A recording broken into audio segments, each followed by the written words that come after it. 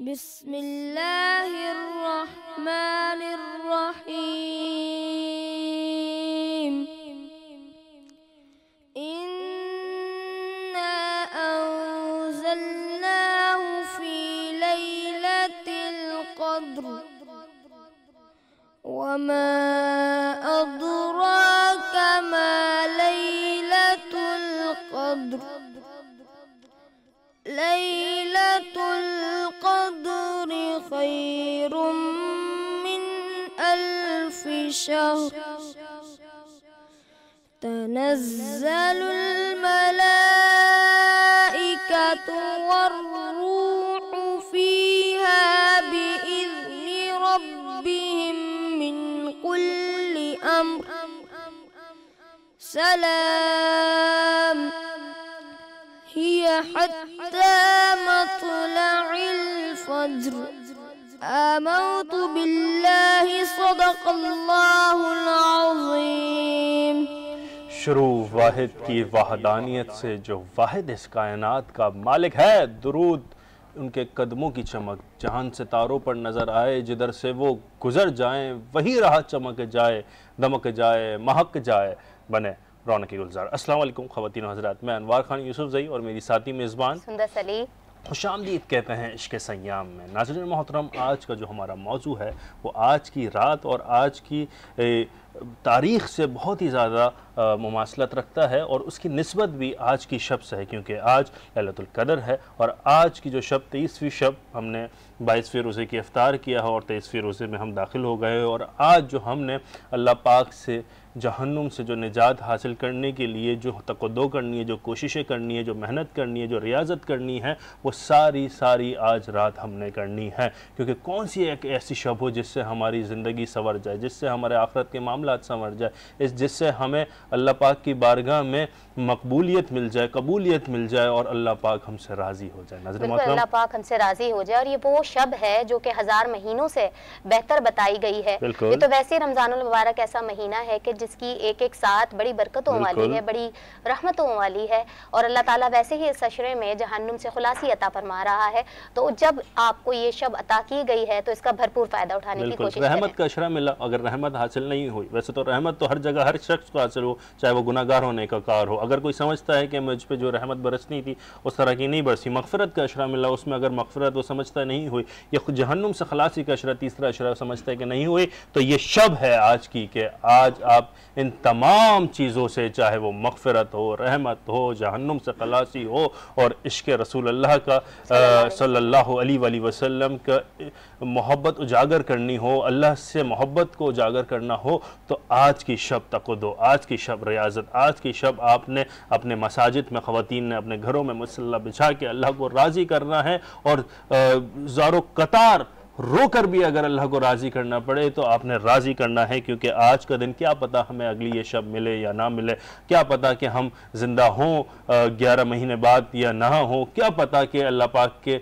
बारगाह में क्या मामलात हमारे साथ पेश आएँ हमारे हवाले से। तो इसी वजह से नाज़रीन मोहतरम हमने आज लैलतुल क़द्र पर ख़ास तवज्जो रखनी है और हमने उलमा इकराम से भी पूछेंगे इसकी अहमियत क्या, इसकी क्या मनाक़िब हैं और इसके क्या हुक्म है। हुज़ूर पाक सल्लल्लाहु अलैहि वसल्लम जब इस रात को पाते थे तो कैसे गुजारते थे, सहाबा इकराम कैसे गुजारते थे, खुलफ़ाए राशिदीन कैसे गुजारते थे, अहले बैत अतार और औलिया इकराम किस तरीके से गुजारते थे, इस हवाले से बात करेंगे। और आज हमारे पास जो मेहमान शख्सियत मौजूद हैं वही जो कि पहले रोज़े से अब तक हमारे साथ मौजूद हैं। बड़े ही इनका इस्तकामत इनकी बहुत ही काबिल सताइश है और ख़ुद भी ये काबिल सताइश है, किसी तारुफ़ के मोहताज भी तो है ही नहीं है कि अल्लाह पाक ने इनके ऊपर मलका रखा है इल्म का। जब ये बोलते हैं तो इतना अच्छा बोलते हैं, इतना मुस्तनद बोलते हैं कि इनके मुखालफिन भी तायद करते हैं कि जी ये बात बहुत मुस्तनद करते हैं।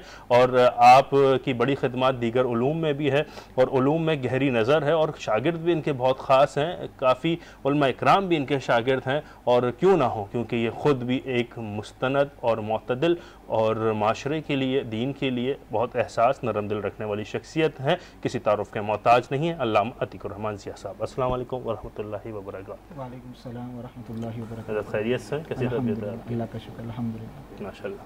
मेरे साथ मौजूद बहुत ही अच्छे हाफिज़ कुरान भी हैं, आप एजुकेशनलिस्ट भी हैं और एक आप सहाफ़ी भी हैं, सहाफ़ी मजहबी सहाफ़ी भी हैं। आप बहुत इस्लामिक स्कॉलर भी हैं और गहरी नज़र रखते हैं मसाइल पे, मामला फ़हम आदमी हैं। लोग बहुत ही ज़्यादा उम्र में बड़े होते हैं, बहुत ही ज़्यादा तजुर्बेकार होते हैं, मगर मामला फ़हम नहीं होता। ये अल्लाह की नेमत और ये ख़ास रहमत होती है कि इंसान के अंदर मामला फ़हमी आए और आप दीन के भी मामलात को, फिर उसके अलावा दौर हाजिर के भी मामलात को और मॉडर्न इस्लामिक को भी आप बहुत ज़्यादा गहरी नज़र से देखते हैं, उस पर काम करते हैं। बहुत अच्छे, बहुत प्यारे, बहुत खूबसूरत जनाब हाफिज़ अरशद रफ़ीक साहब, अस्सलाम वालेकुम वरहमतुल्लाहि वबरकातुहू। ठीक ठाक, मिजाज बखैर, तबीयत बखैर? आज तो आपकी माशाल्लाह जो टोपी शरीफ है वो भी बहुत चमक रही है, अल्हम्दुलिल्लाह। हाँ, इसी के साथ हमारे साथ हमेशा मौजूद होते हैं IT एक्सपर्ट हैं, डिजिटल मीडिया मार्केटर हैं, आप CSR एक्सपर्ट भी हैं, ISO सर्टिफाइड भी हैं, 100+ अवार्ड्स आपने विन किए हुए हैं। इसके अलावा आप माशाल्लाह गूगल सर्टिफाइड हैं और गोल्ड मेडलिस्ट भी हैं और बहुत सारी एक लंबी फहरिस्त है आपकी अचीवमेंट्स की। मेरी मुराद है जनाब अदनान शेख साहब से। अस्सलाम वालेकुम। जी वालेकुम सलाम। कैसे हैं अदनान साहब? अल्लाह का शुक्र, आप लोग खैरियत से? ठीक, अल्हम्दुलिल्लाह। और हमारे साथ बहुत ही खूबसूरत सनाखा मौजूद है, हमारे साथ मौजूद है जनाब आमिर कादरी साहब और हमारे साथ दूसरे सनाखा मौजूद हैं मोहम्मद बिलाल। और बहुत प्यारी किरत भी की माशाल्लाह आपने। हम दोनों से नात भी सुनेंगे, लेकिन मैं चाहूँगी पहले आमिर कादरी साहब हमारे साथ मौजूद हैं, आप हमें नात रसूल मकबूल सल्लल्लाहु अलैहि वसल्लम सुनाएं। सल्लल्लाहु अलैहि या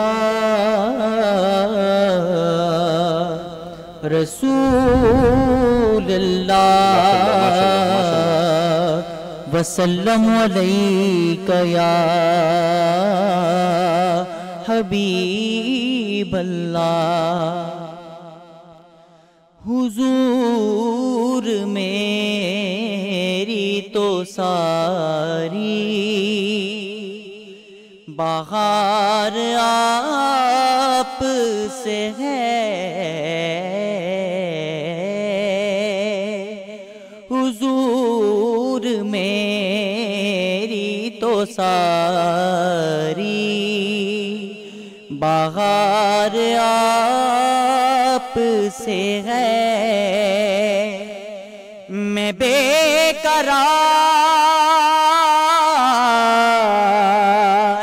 मैं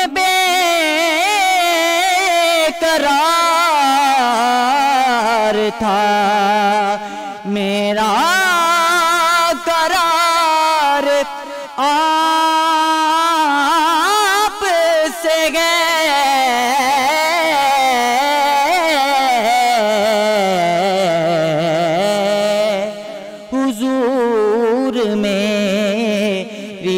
सारी बहार आप से गए। मेरी तो खास्तिगी क्या है मेरे गरीब नवाज, मेरी तो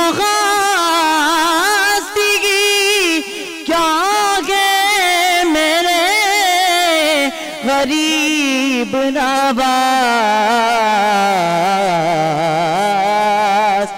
जो मिल रहा है मुझे सारा प्यार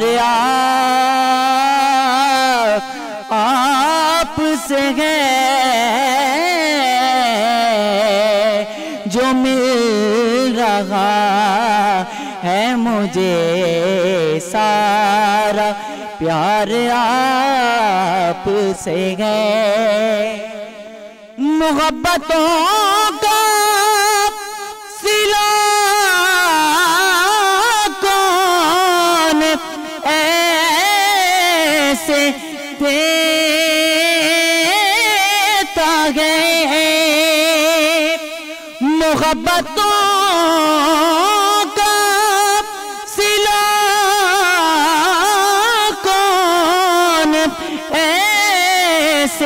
देता है।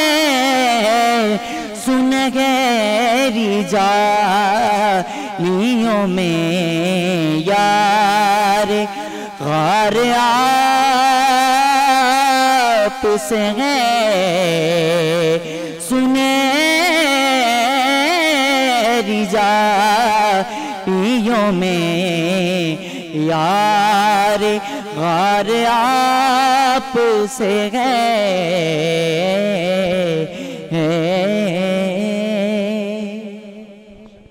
जीते रहें, सलामत रहें। अल्लाह पाक कबूल करे आपके कलाम को और आकर दो जहां सल्लल्लाहु अलैहि वसल्लम की बारगाह में बाअदब आपकी हाज़िरी पेश हो। माशाल्लाह माशाल्लाह। नाज़रीन मोहतरम, मैं बिला तवक्कुफ़ बढ़ूँगा अल्लामा अतीक रहमान ज़िया साहब के पास और पूछने की कोशिश करूँगा कि जी आज तीसरा अशरा के अंदर हम दाखिल भी हो चुके और एक ताक़रात गुज़र भी चुकी और दूसरी ताक़रात हमारे पास है लैलतुल क़द्र। क्या इसकी अहमियत है, क्या मनाक़िब हैं और जो लोग गाफिल रहे पहले अशरे दूसरे अशरे उनके लिए क्या पैगाम है? बिस्मिल्लाहिर्रहमानिर्रहीम, अल्लाहुम्मा सल्लि अला मुहम्मद व अला आलि मुहम्मद तस्लीमन कसीरन कसीरा।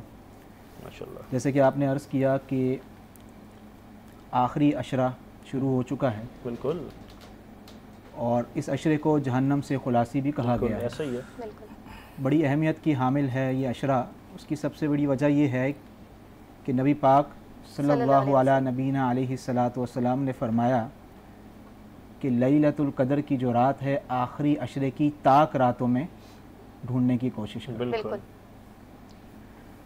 ताक रात जिसे लैलतुल क़द्र भी कहा जाता है, इसके बारे में हज़रत अबू हुरैरा रज़ी अल्लाह ताला अन्हु से मरवी है, रसूलुल्लाह सल्लल्लाहु अला नबीना अलैहि सलातो वस्सलाम ने फरमाया मन कामा लैलतुल क़द्र ईमानन व इहतिसाबन गुफ़िर लहू मा तक़द्दम मिन ज़ंबी, कि जिसने लैलतुल क़द्र की रात को क़याम किया और सही तरीके से ईमान व एहतिसाब के साथ अल्लाह की बारगाह में इबादत की तो अल्लाह तबारक व तआला उसे जहन्नम से खुलासी का सर्टिफिकेट अता फरमाएंगे, माशाअल्लाह, यानी कि उसके तमाम गुनाह अल्लाह तबारक व तआला माफ़ फरमा देंगे।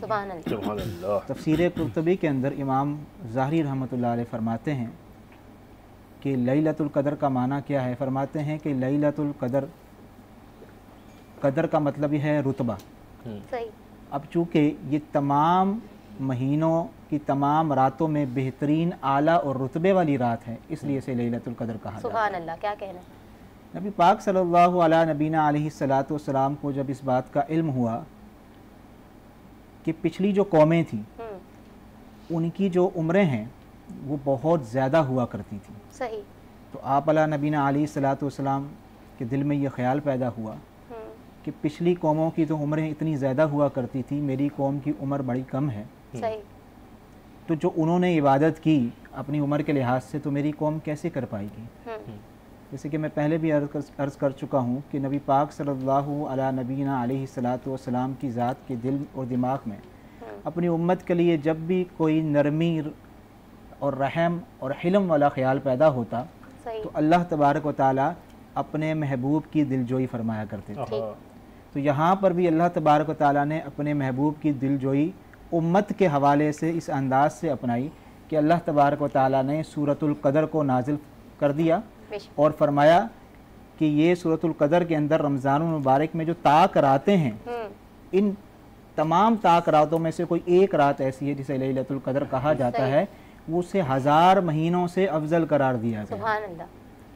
1000 महीनों की तादाद अगर आप कैलकुलेशन करें तो गालबन 83 ईयर्स 4 मंथ यानी कि 83 बरस और 4 माह बनती हैं। अगर किसी शख्स ने लैलतुल क़द्र की रात में इबादत की तो इसका मतलब ये है कि अपनी ज़िंदगी के 83 बरस 4 माह उसने इबादत कर ली। लैलतुल क़द्र अल्लाह तबारक व तआला की नबी पाक सल्लल्लाहु अला नबीना अलैहि सलातो वस्सलाम की उम्मत के लिए एक तोहफ़े वाली रात है, और इस रात के अंदर अल्लाह तबारक व तआला का ये पैगाम है कि अगर कोई शख्स दिल के साथ तवज्जो के साथ अपने गुनाहों की माफ़ी मांगता है तो अल्लाह तबारक व तआला उसे माफ़ फरमा देते हैं। सुभान अल्लाह। अल्लाह तबारक व तआला को 2 कतरे बड़े पसंद हैं। बिल्कुल। एक मुजाहिद के खून का वो कतरा कि जब वो अल्लाह तबारक व तआला के लिए हुज़ूर सल्लल्लाहु अलैहि वसल्लम की ज़ात अक़दस और रिसालत की हिफाजत करने के लिए, दीन की हिफाजत करने के लिए जो वो कुफ़ार और मुशरिकीन से लड़ता है तो लड़ते हुए उसका एक खून का कतरा ज़मीन पर गिरने से पहले पहले अल्लाह तबारक व तआला उसकी बख्शिश के फैसले फरमा देता है। अच्छा अल्लामा साहब, ऐसा भी तो है ना कि एक आबिद का पूरी रात इबादत करना और एक आलिम का पूरी रात सोना अव्वल है, ज़्यादा तरजीहात आलिम को दी गई है। अब आज के दौर में जो खुद इल्म हासिल करना चाहते हैं, कुरान पढ़ना चाहते हैं, कुरान पढ़ने के साथ उसके मफहूम को समझना चाहते हैं, तो वो इस रात से इस्तिफादा कर सकते हैं या नहीं? जी बिल्कुल, मैं इस पर भी आता हूँ। मैं अपनी पहली बात मुकम्मल कर लूँ। दूसरा कतरा अल्लाह तबारक व तआला को वो पसंद है कि जब अल्लाह का बंदा अपनी मासियत के हवाले से अपने गुनाहों को सोचते हुए अल्लाह तबारक व तआला की मग़फ़िरत तलब करता है और गिड़गिड़ा कर अल्लाह तबारक व तआला से आंसुओं के साथ माफ़ी मांगता है, तो अल्लाह तबारक व तआला को उसके वो आंसू का कतरा बड़ा पसंद है। वो गिरने से पहले पहले अल्लाह तबारक व तआला उसकी बख्शिश का परवाना अता कर देते हैं। दूसरी बात, जैसे आपने फरमाई कि एक आबिद जो इबादत करता है और एक आलिम सोता है, इसकी वजह यह है कि आलिम जो सोता है, इबादत करने वाले को इबादत जो सिखलाई है वो इसी आलिम ने सिखलाई है। अच्छा, क्योंकि ये आलिम जो है वो बैक वक्त कई उलूम व फ़नून की महारत भी रखता है और उलूम व फ़नून पढ़ता भी है। वो कुरान को भी पढ़ता है, वो हदीस को भी पढ़ता है, वो फ़िक़्ह को भी पढ़ता है, वो तरवीज करता है इन चीज़ों की, इसलिए आलिम को ज़्यादा फजीलत दी गई। दूसरा सवाल ये था कि कोई शख्स खुद से पढ़ सकता है, ये फरमा रहे हैं आप? अच्छा, यहाँ पर एक बात मैं अर्ज़ कर देता हूँ, कुरान करीम हो या हदीस पाक हो, अमूमी तौर पर चूँकि इसके तराजिम बहुत ज़्यादा हो चुके हैं, कुरान मजीद की तफासीरें बहुत ज़्यादा आ चुकी हैं, हदीस पाक बहुत ज़्यादा तशरीहात के साथ किताबें मौजूद हैं, मैं फिर भी कहता हूँ कि बेशक पढ़ें, ठीक है, बहुत अच्छी बात है, पढ़ें, लेकिन उसी के साथ साथ किसी अपने एक आलिम के साथ मुंसलिक रहें ताकि वो आपकी रहनुमाई करता रहे। खुद से अगर आपने पढ़ने की कोशिश की और समझने की कोशिश की तो ला महिला आप कहीं ना कहीं गुमराही का शिकार लाजमी हो जाएंगे। अच्छा, इसी का जवाब हम लेंगे जनाब हाफिज अरशद रफ़ीक साहब से। क्या समझते हैं, ऐसा ही है कि एक जो शख्स बिल्कुल ही मुतनफ़िर हुआ है, वो कहता है कि जी मैं खुद पढ़ूंगा, खुद रिसर्च करूंगा, खुद समझूंगा, तो क्या वो बेहतर है या फिर किसी न किसी की बारगाह में बैठना उसके लिए लाजिम व मलज़ूम है? बिस्मिल्लाहिर्रहमानिर्रहीम। पहले भी इस पर मौक़िफ़ लिया गया है और अल्लामा साहब ने भी जैसा फरमाया, मैंने लास्ट टाइम में भी इस सवाल के जवाब में ये अर्ज़ किया था कि उसे ख़ुद से पढ़ने की उलमा कराम की कसीर तादाद है जो इजाज़त तो देती है कि पढ़ें, लेकिन किसी की गाइडेंस और रहनुमाई ज़रूरी है। सिरे से इसको ये कह देना कि बिल्कुल नहीं पढ़ सकता कोई आजमी जो है वो, चूँकि कुरान की अंडरस्टैंडिंग नहीं है, अरबी इबारात से वो अंडरस्टैंडिंग नहीं रखता, तो बिल्कुल उसको ना पढ़ना इसके लिए इसमें मामला। पढ़े, कोशिश करें, रहनुमाई बहुत ज़रूरी है। वो तो हम कहते हैं कि हर मौके पर अगर आप आलिमों से, उलमा कराम से जुड़े हुए नहीं हैं तो आप बहुत ठोकर खाएंगे। फरमाया मल्ला शेख लहू फ़शेख़हु शैतान, फ़वाइद रुकनी में बात लिखी हुई है कि जिसका कोई शेख नहीं, कोई रहबर नहीं, अमूमन उसका रहबर शैतानी कर जाता है। शैतान रहबर क्या मतलब तरीक़त में शेख? यहाँ तो हम एक उस्ताद समझते हैं कि उस्ताद होना चाहिए जो कि उस्ताद उसको रहनुमाई दे, उसकी गाइडेंस दे, चूँकि वो जो तरीक़त वाले शेख वाला मामला है वो हमने उस पर भी तवील बात की है। फ़ी ज़माना तो ना हुस्न में रही शोखियाँ, ना वो इश्क में रही गर्मियाँ, ना वो बंदा रहा ना बंदा नवाज। वो वाला भी तो शेख जी हमें, शेख जी वाला भी तो शेख सुना है ना जी, शेख जी हमें ऐसे शेख से अल्लाह ही बचाए। पता नहीं, मुझे तो याद नहीं आ रहा। बहरहाल इस पर हमने गुफ्तगू किया। तो रहनुमाई उलमा कराम की सोहबत बहुत ज़रूरी है, मैं ये समझता हूँ। मगर एक शख्स है वो जो उलमा कराम की सोहबत लेने की बजाय वो कह रहा है कि जी मैं खुद ही पढ़ूंगा, और उसके अलावा वो शरह तो कहीं ना किसी की लेनी होगी ना। वो बोलेगा इमाम अबू हनीफा को भी मानता है, इमाम मालिक को भी मानता है, मैं डायरेक्ट रसूलुल्लाह को मानता हूँ, मैं डायरेक्ट अल्लाह को मानता हूँ, मैं सहाबा किराम को डायरेक्ट मानता हूँ, मैं खुद ही से कर लूँगा तो युदिल्लु बिही कसीरा व यहदी बिही कसीरा। कसरत के साथ इसको लोग पढ़ के गुमराही का भी शिकार होते हैं। तो अगर कोई उस्ताद का मुनकिर होगा, कहेगा कि मुझे किसी की ज़रूरत नहीं है, मैं तफासीर से, मैं नासिख व मनसूख के मसाइल खुद से समझ लूँगा, तो ये मुमकिन नहीं है, वो गुमराही के राह पर ना गामजन हो जाए, इस बात का खदशा बताया जाता है। नाफ नहीं पड़ेगा वो, अगर हाफिज साहब अगर सरफ नाफ नहीं पढ़े वो, जो कि मौला अली की इजाद करता है सरफ नाफ, तो किस तरीके से आगे पढ़ पाएगा? हाँ, सरफ नाहव का ताल्लुक आलिम बनने से है। अगर सरफ नाहव वो ना भी पढ़े तो लेकिन वो इल्म हासिल करने की नीयत से तफासिर और तर्जमा अगर किसी आलिम दीन के रहनुमाई में अरबी नहीं आती, वो तो सर्फ नाफ पढ़ेगा, ग्रामर पढ़ेगा, उसकी नजाकत को देखेगा, खतोखाल को देखेगा, बारीकियों को देखेगा, फिर उसके बाद ही तो वो अरबी समझेगा। जी जी, अरबी समझने के लिए तो सर्फ नाव तो उसका हिस्सा है, फिर उसके बाद उसको इल्म भी मिलेगा। बेशक उसको क्या पता है कि ला रईब फीह हुदल लिल मुत्तकीन, ला कौन सी नफी जिन्स है या लाम ताकीद है, क्या है, उसको तो नहीं पता चलेगा। जी बिल्कुल ऐसा ही है। उसको तमाम गिरदानों के मुताबिक वो मुज़क्कर मुअन्नस वो तमाम चीज़ों को अंडरस्टैंड करते हुए उसको चलना पड़ेगा। उसके लिए सर्फ नाहव अरबी समझने के लिए ज़रूरी है। यहाँ कुरान की बात हो रही है कि अगर कुरान तर्जमे से आम बंदा पढ़ सकता है या नहीं, इसका जवाब ये है कि वो पढ़े, पर किसी आलिम दीन से, उलमा कराम से, किसी रहबर से रहनुमाई लेता हुआ पढ़े। मतलब अल्लाह साहब ठीक बात कर रहा है, मुत्तफिक है जी जी इस बात से। जी आप भी मुत्तफिक हैं, मौका फेक किया तो मौके फेक किया तो जब दोनों का हमने तो समझा कि कोई ना कोई वो उलमा कराम जो कहते हैं कि पढ़ ही नहीं सकता, अब बंदा खोले ही ना, नहीं भाई तुम पढ़ ही नहीं सकते, सिर्फ इससे हमारा इख्तिलाफ है। अल्लामा साहब ने भी इसकी आप इसकी वजाहत फरमा दें। नहीं, मैंने कल बता दिया था वो का, आप उसको यानी कि देखें प्रोग्राम में, तो मैंने ये कहा था कि इल्म जहाँ तक अगर किसी ने आलिम बनना है, मुहद्दिस बनना है, मुफस्सिर बनना है, तो उसको ये चीज़ें सीखनी पड़ेंगी। आजकल जो है ना, आप देख रहे हैं मीडिया के अंदर भी, सोशल मीडिया के अंदर भी, यूट्यूब के अंदर भी, हर आदमी 4 किताबें लेके बैठ के लोगों को दीन सिखा रहा है। इसका मतलब है वो पढ़ नहीं रहा, वो सिखाने के अमल को दे रहा है। उसका मतलब ये है कि वो फिर पहले पढ़े, डिग्री ले, डिग्री नहीं भी लेता लेकिन कम से कम उसकी कमांड होनी चाहिए उन उलूम पर, फिर आए वो समझाने के लिए। लेकिन एक आदमी है वो सिर्फ अपनी तसल्ली के लिए, अपनी तशफ़ी के लिए कुरान मजीद का तर्जुमा पढ़ रहा है ताकि उसके अंदर ये शौक पैदा हो, तो वो बिल्कुल खोले, पढ़े, अपने मसलक के हिसाब से किसी की भी तफसीर लेकर पढ़े, तो बहुत सेकेंडरी और फिर जाके वो फिर जाके वो किसी आलिम की रहनुमाई में मसलक कौन सा मसलक में जाना है उसको, हाफिज साहब वो तो बाद में उसको पता चलेगा, उसको पहले ये तो पता चले। आलिम की रहनुमाई बहुत जरूरी है किसी भी चीज़ के अंदर। ऐसा ही है जी बिल्कुल ऐसा ही, इस पे यही मौक़िफ़ है। सिर्फ इल्म का मसला ये है कि हम अपने जुर्म का हिसाब क्या देते, सवाल सारे गलत थे, जवाब क्या देते। आज इल्म हासिल करने का मकसद बहस और मुबाहिसा बन गया माजरत के साथ, कि इंसान कहता है कि मसला पूछ लूं तो मुझे 4 लोगों के जवाबात में दे सकूं। उसके जहन में ये नहीं आ रहा है कि मैं मसला सीख लूं ताकि मैं बाअमल बनकर खुद भी बाअमल बनूं, जन्नत में जाने वाला हूं और मेरी नस्लें तक जन्नत में जाए। ये मकसद खत्म होता चला जा रहा है, इससे हमें अवॉइड करने की जरूरत है। बिल्कुल दोनों हमारे बरादरान, दोनों हमारे मौजूद शख्सियत एक ही पेज पर हैं और एक ही पेज पर हैं। इंशाअल्लाह ताला जो भी गिला शिकवा या किसी भी चीज़ का इख्तलाफ हो वो क्लियर हो, ये सबसे अच्छी बात है। हमारी खुशनसीबी भी हमें ज्वाइन किया है, हमारे बहुत ही अच्छे एरिया मैनेजर स्ट्रीट लाइफ हैं। आप बहुत ही ज़्यादा तक़द्दुम में रहते हैं, बहुत ज़्यादा मेहनत करते हैं अपने काम को मनवाने के लिए और काम सही पहचाने जाते हैं और काम ही इनका इतना अच्छा है। जब भी हमारे प्रोग्राम में आज मौजूद हैं महबूब आलिम साहब। अस्सलाम वालेकुम जनाब, खैरियत से, ठीक ठाक है? कैसी तबीयत आपकी हज़रत? माशाल्लाह हमारे साथ मौजूद हैं एजुकेशनलिस्ट जो एजुकेशन की तरवीज और तरक्की के लिए बहुत कोशा रहता है और तक़द्दुम करते रहते हैं। बहुत अच्छे, बहुत प्यारे रिजवान हमीद साहब। अस्सलाम वालेकुम जनाब, खैरियत से, ठीक ठाक, कैसी तबीयत?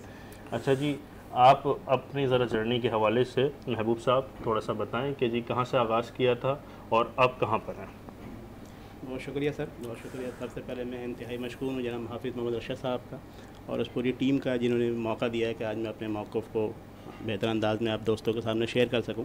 मेरा ताल्लुक state life insurance corporation of Pakistan से है और जर्नी मैंने 2020 साल पहले इस जर्नी का आगाज़ किया और यकीनन एक बहुत टफ़ असाइनमेंट था। मार्केटिंग शोबा यकीनन बहुत टफ़ होता है, लेकिन बहरहाल जब इंसान किसी चीज़ के बारे में ठान लेता है तो वो चीज़ उसके लिए आसान हो जाती है। तो मैंने भी इसको as a career, as a challenging job accept किया और 2004 में ज्वाइन करके एज ए रिप्रेजेंटेटिव को ज्वाइन किया और मेहनत करते हुए, तरक्की के मनाजिल तय करते हुए माशाल्लाह स्टेट लाइफ में as a area manager appointed हूँ। और जो गवर्नमेंट की गैजेट 18 की पोस्ट होती है गवर्नमेंट की, और औरंगी टाउन से चूँकि मेरा ताल्लुक़ है, एक कच्ची आबादी है, एक मतवसत तबके वहाँ पे लोग रहते हैं और असदराज से माशाल्लाह 2007 से मेरा ऑफिस है औरंगी टाउन में, जिसमें बेशुमार फैमिलीज़ के हमने ना सिर्फ पॉलिसीज़ इंश्योर्ड की, उनके क्लेम के हवाले से दर्जनों बेवाओं के हमने स्टेट लाइफ के तवज्जुह से लाखों रुपए के चेक भी दिए, उनके यतीम बच्चों की किफ़ालत भी हम माशाल्लाह यहाँ से कर रहे हैं। और जी बहुत अच्छा। जी और साथ साथ मेरे पास एक बहुत बड़ी टीम है जो औरंगी के जो लोग पार्ट टाइमर हैं, जो तलाशी हैं जॉब के, तो बहुत अच्छी अपॉर्चुनिटी उनके पास मौजूद होती है कि यकीनन महंगाई और ख़र्चे बढ़ रहे हैं बहुत तेज़ी से, बेरोज़गारी इंतहा पे है, बहुत ज़्यादा तेज़ी है और जो हमारे बस में नहीं है, महंगाई और ख़र्चे जो चीज़ें इतनी ज़्यादा हो रही हैं, तो हमारे बस में सिर्फ अपनी इनकम को बढ़ाना है। तो मेरे पास मॉनेटरी बेनिफिट, मेरे पास ऐसे बेशुमार लोग आते हैं जो चाहते हैं कि अपनी इनकम ग्रोथ को मल्टीपल करें, तो मैं उनके लिए ऑफ़र करता हूं कि अगर जो लोग दोस्त माशाल्लाह पार्ट टाइम मुझे ज्वाइन करें तो एक बहुत बड़ी इनकम माशाल्लाह स्टेट लाइफ यहाँ से आप लोगों को पार्ट टाइम पे किस तरह से सर्विसेज देते हैं, कुछ उसके बारे में बताएंगे? जी, स्टेट लाइफ चूँकि पाकिस्तान की मैशत में बहुत बड़ा हिस्सा स्टेट लाइफ का है। पाकिस्तान की जो ग्रोथ हो रही है इकनॉमिकली तौर पर बहुत बड़ा पार्ट स्टेट लाइफ प्ले कर रही है, और मैं समझता हूँ कि इकनॉमिकल ग्रोथ हो रही है। हम तो कई सालों से सुन रहे हैं कि वो डिक्लाइन की तरफ है, लेकिन हम जब अपने इदारे को देखते हैं सर, स्टेट लाइफ मेरे ख्याल से पाकिस्तान गवर्नमेंट ऑफ पाकिस्तान का वाहिद इदारा है कि जो 2023 में 30% प्लस करके इंक्रीज़ करके बिजनेस में उतारो, मुल्क संवारो, चंदा दो, डैम बनाओ की स्कीमें सुन रहे हैं हम। तो हम अपने जब इदारे को देखते हैं जो माशाल्लाह दिन ब दिन तरक्की कर रहा है, जिसका बिजनेस दिन ब दिन बढ़ रहा है, तो हम तो अपने इदारे को देख के अपने मुल्क को अखज़ कर रहे हैं कि जो माशाल्लाह हमारे पास मौजूद है, पोटेंशियल मौजूद है हमारे पास माशाल्लाह। लोग चाहते हैं कि इस तरफ आएँ, लोग चाहते हैं कि हमें कोई सपोर्ट मिले, तो स्टेट लाइफ वो प्लेटफॉर्म है प्रोवाइड कर रही है उन लोगों के लिए जो लोग अपनी इनकम को बढ़ाना चाहते हैं, एज ए कैरियर इसको ज्वाइन करना चाहते हैं। जिस तरह मैंने एज ए कैरियर ज्वाइन किया इसको, मुझे जब स्टेट लाइफ में एज ए SR अपॉइंट हुआ और माशाल्लाह जब मेरी ग्रेड 18 की जॉब मुझे मिली, लेकिन मुझे किसी 1 रुपये खर्च करने की ज़रूरत ही ना किसी सिफारिश की ज़रूरत हुई, अपने बल के मेहनत के बलबूते पे काम करने के बलबूते पे स्टेट लाइफ ने मुझे अपॉर्चुनिटी दिया। सिफारिश की ज़रूरत है, 4 पॉलिसियाँ बिकवा दें आप, ऐसा मुमकिन नहीं है सर जी। पूरे बहुत जर्नी है ये, 7 साल के मुशक्क़त और मेहनत, पूरा टारगेट। कितना आसान काम होता है, इतना आसान काम होता है, हर कोई माशाल्लाह भी एरिया मैनेजर बन के और इस तरह काम कर रहा होता। तो मैं अपने बहुत ज़्यादा रहना होता है जी, हकीकत है। फिर मैं अपने दोस्तों से गुजारिश करूंगा जो लोग माशाल्लाह मतलासी हैं अपनी इनकम को बढ़ाने के लिए, उनके बेहतरीन प्लेटफॉर्म स्टेट लाइफ प्रोवाइड कर रही है कि वो आएँ, हमें ज्वाइन करें, ताकि साइड इनकम उनकी शुरू हो, यहाँ से रहकर अपनी इनकम को ग्रोथ कर अपने फैमिली के इकनॉमिकल पोजीशन को बेहतर कर सकते हैं, अपने स्टैंडर्ड ऑफ लाइफ को अपलिफ्ट कर सकते हैं। तो बहुत बड़ी अपॉर्चुनिटी यहाँ मौजूद है। तो मैं आपके चैनल के तवज्जो से उन दोस्तों से गुजारिश करूँगा कि जो दोस्त माशाल्लाह अपने इनकम को बढ़ाना चाहते हैं, एज ए कैरियर यहाँ पे अपॉइंट होना चाहते हैं, तो मैं बिल्कुल ऑफ़र करूँगा मेरे पास आएँ, ज्वाइन करें। मेरा ऑफिस है औरंगी अकबर शेख चौक पर है। 15 सालों से माशाल्लाह वहाँ मैं खिदमत पेश कर रहा हूँ, और करीमाबाद में मेरा एरिया ऑफिस है, दिन में वहाँ मौजूद होता हूँ। तो जो दोस्त भी, जो साथी भी मिनिमम ज़िंदगी का बीमा करवाना चाहें वो भी आ सकते हैं। बिल्कुल, हम हाजिर हैं, हर लिहाज से हाजिर हैं, और खिदमत कर रहे हैं हम। कि आज मुझे औरंगी के बहुत बड़ा हल्के इस हवाले से जानता है कि पेश हमें किसी भी एक्टिविटीज़, वहाँ पे सोशल एक्टिविटीज़ होती है या किसी खुदा न खास्ता कोई ऐसी इशूज़ आ जाते हैं, मेरे एक ऑफिस मौजूद है, मेरे पॉलिसी होल्डर को किसी परेशानी की ज़रूरत नहीं होती, वो तमाम चीज़ें वहीं उनको मैसर होती हैं, तमाम सोल्यूशन वहीं मिल जाती है उनको। वो पेमेंट के हो, क्लेम के सूरत हाल हो, मेच्योरिटी के मामले हो, इंजरी क्लेम के मामले, एक मसला अल्लामा साहब इस पर भी बात करेंगे। नहीं, बात के हमारे पास इस्लामिक इंश्योरेंस भी आया है, तकाफुल माशाल्लाह चल रहा है। फिर हमारा सेहत में इंश्योरेंस चल रहा है, जो पूरे पाकिस्तान में माशाल्लाह हम सेहत कार्ड दे रहे हैं, जो 10 लाख रुपए का फ्री इंश्योरेंस पूरे पाकिस्तान में प्रोवाइड करे स्टेट लाइफ। ये स्टेट लाइफ ही की ताकत है। स्टेट लाइफ इतनी बड़ी है, हैवी क्लेम पे कर सकती है पूरे पाकिस्तान में, जिसका NIC है पूरे KPK में, पंजाब में, बलूचिस्तान में, हर जगह लॉन्च हो चुका है। सिर्फ NIC दिखाएं और 10 लाख रुपए पे हेल्थ इंश्योरेंस माशाल्लाह पूरे पाकिस्तान के तमाम बड़े हॉस्पिटल में स्टेट लाइफ प्रोवाइड कर रही है। तो एक बहुत बड़ी माशाल्लाह हमारे पास अपॉर्चुनिटी है, और इस दौर में एक ऐसा इदारा जो पूरे पाकिस्तान को रिप्रेजेंट कर सकता है कि माशी तौर पर तरक्की कर रहा है, तो मैं उस इदारे का एक हिस्सा हूँ। ये नेक काविश अल्लाह ताला कामयाब करे कि पाकिस्तान जो है वो हकीकी मानों में तरक्कियाँ हासिल कर सके। हमारे साथ अदनान शेख साहब मौजूद है, मैं आपकी तरफ आऊँगी।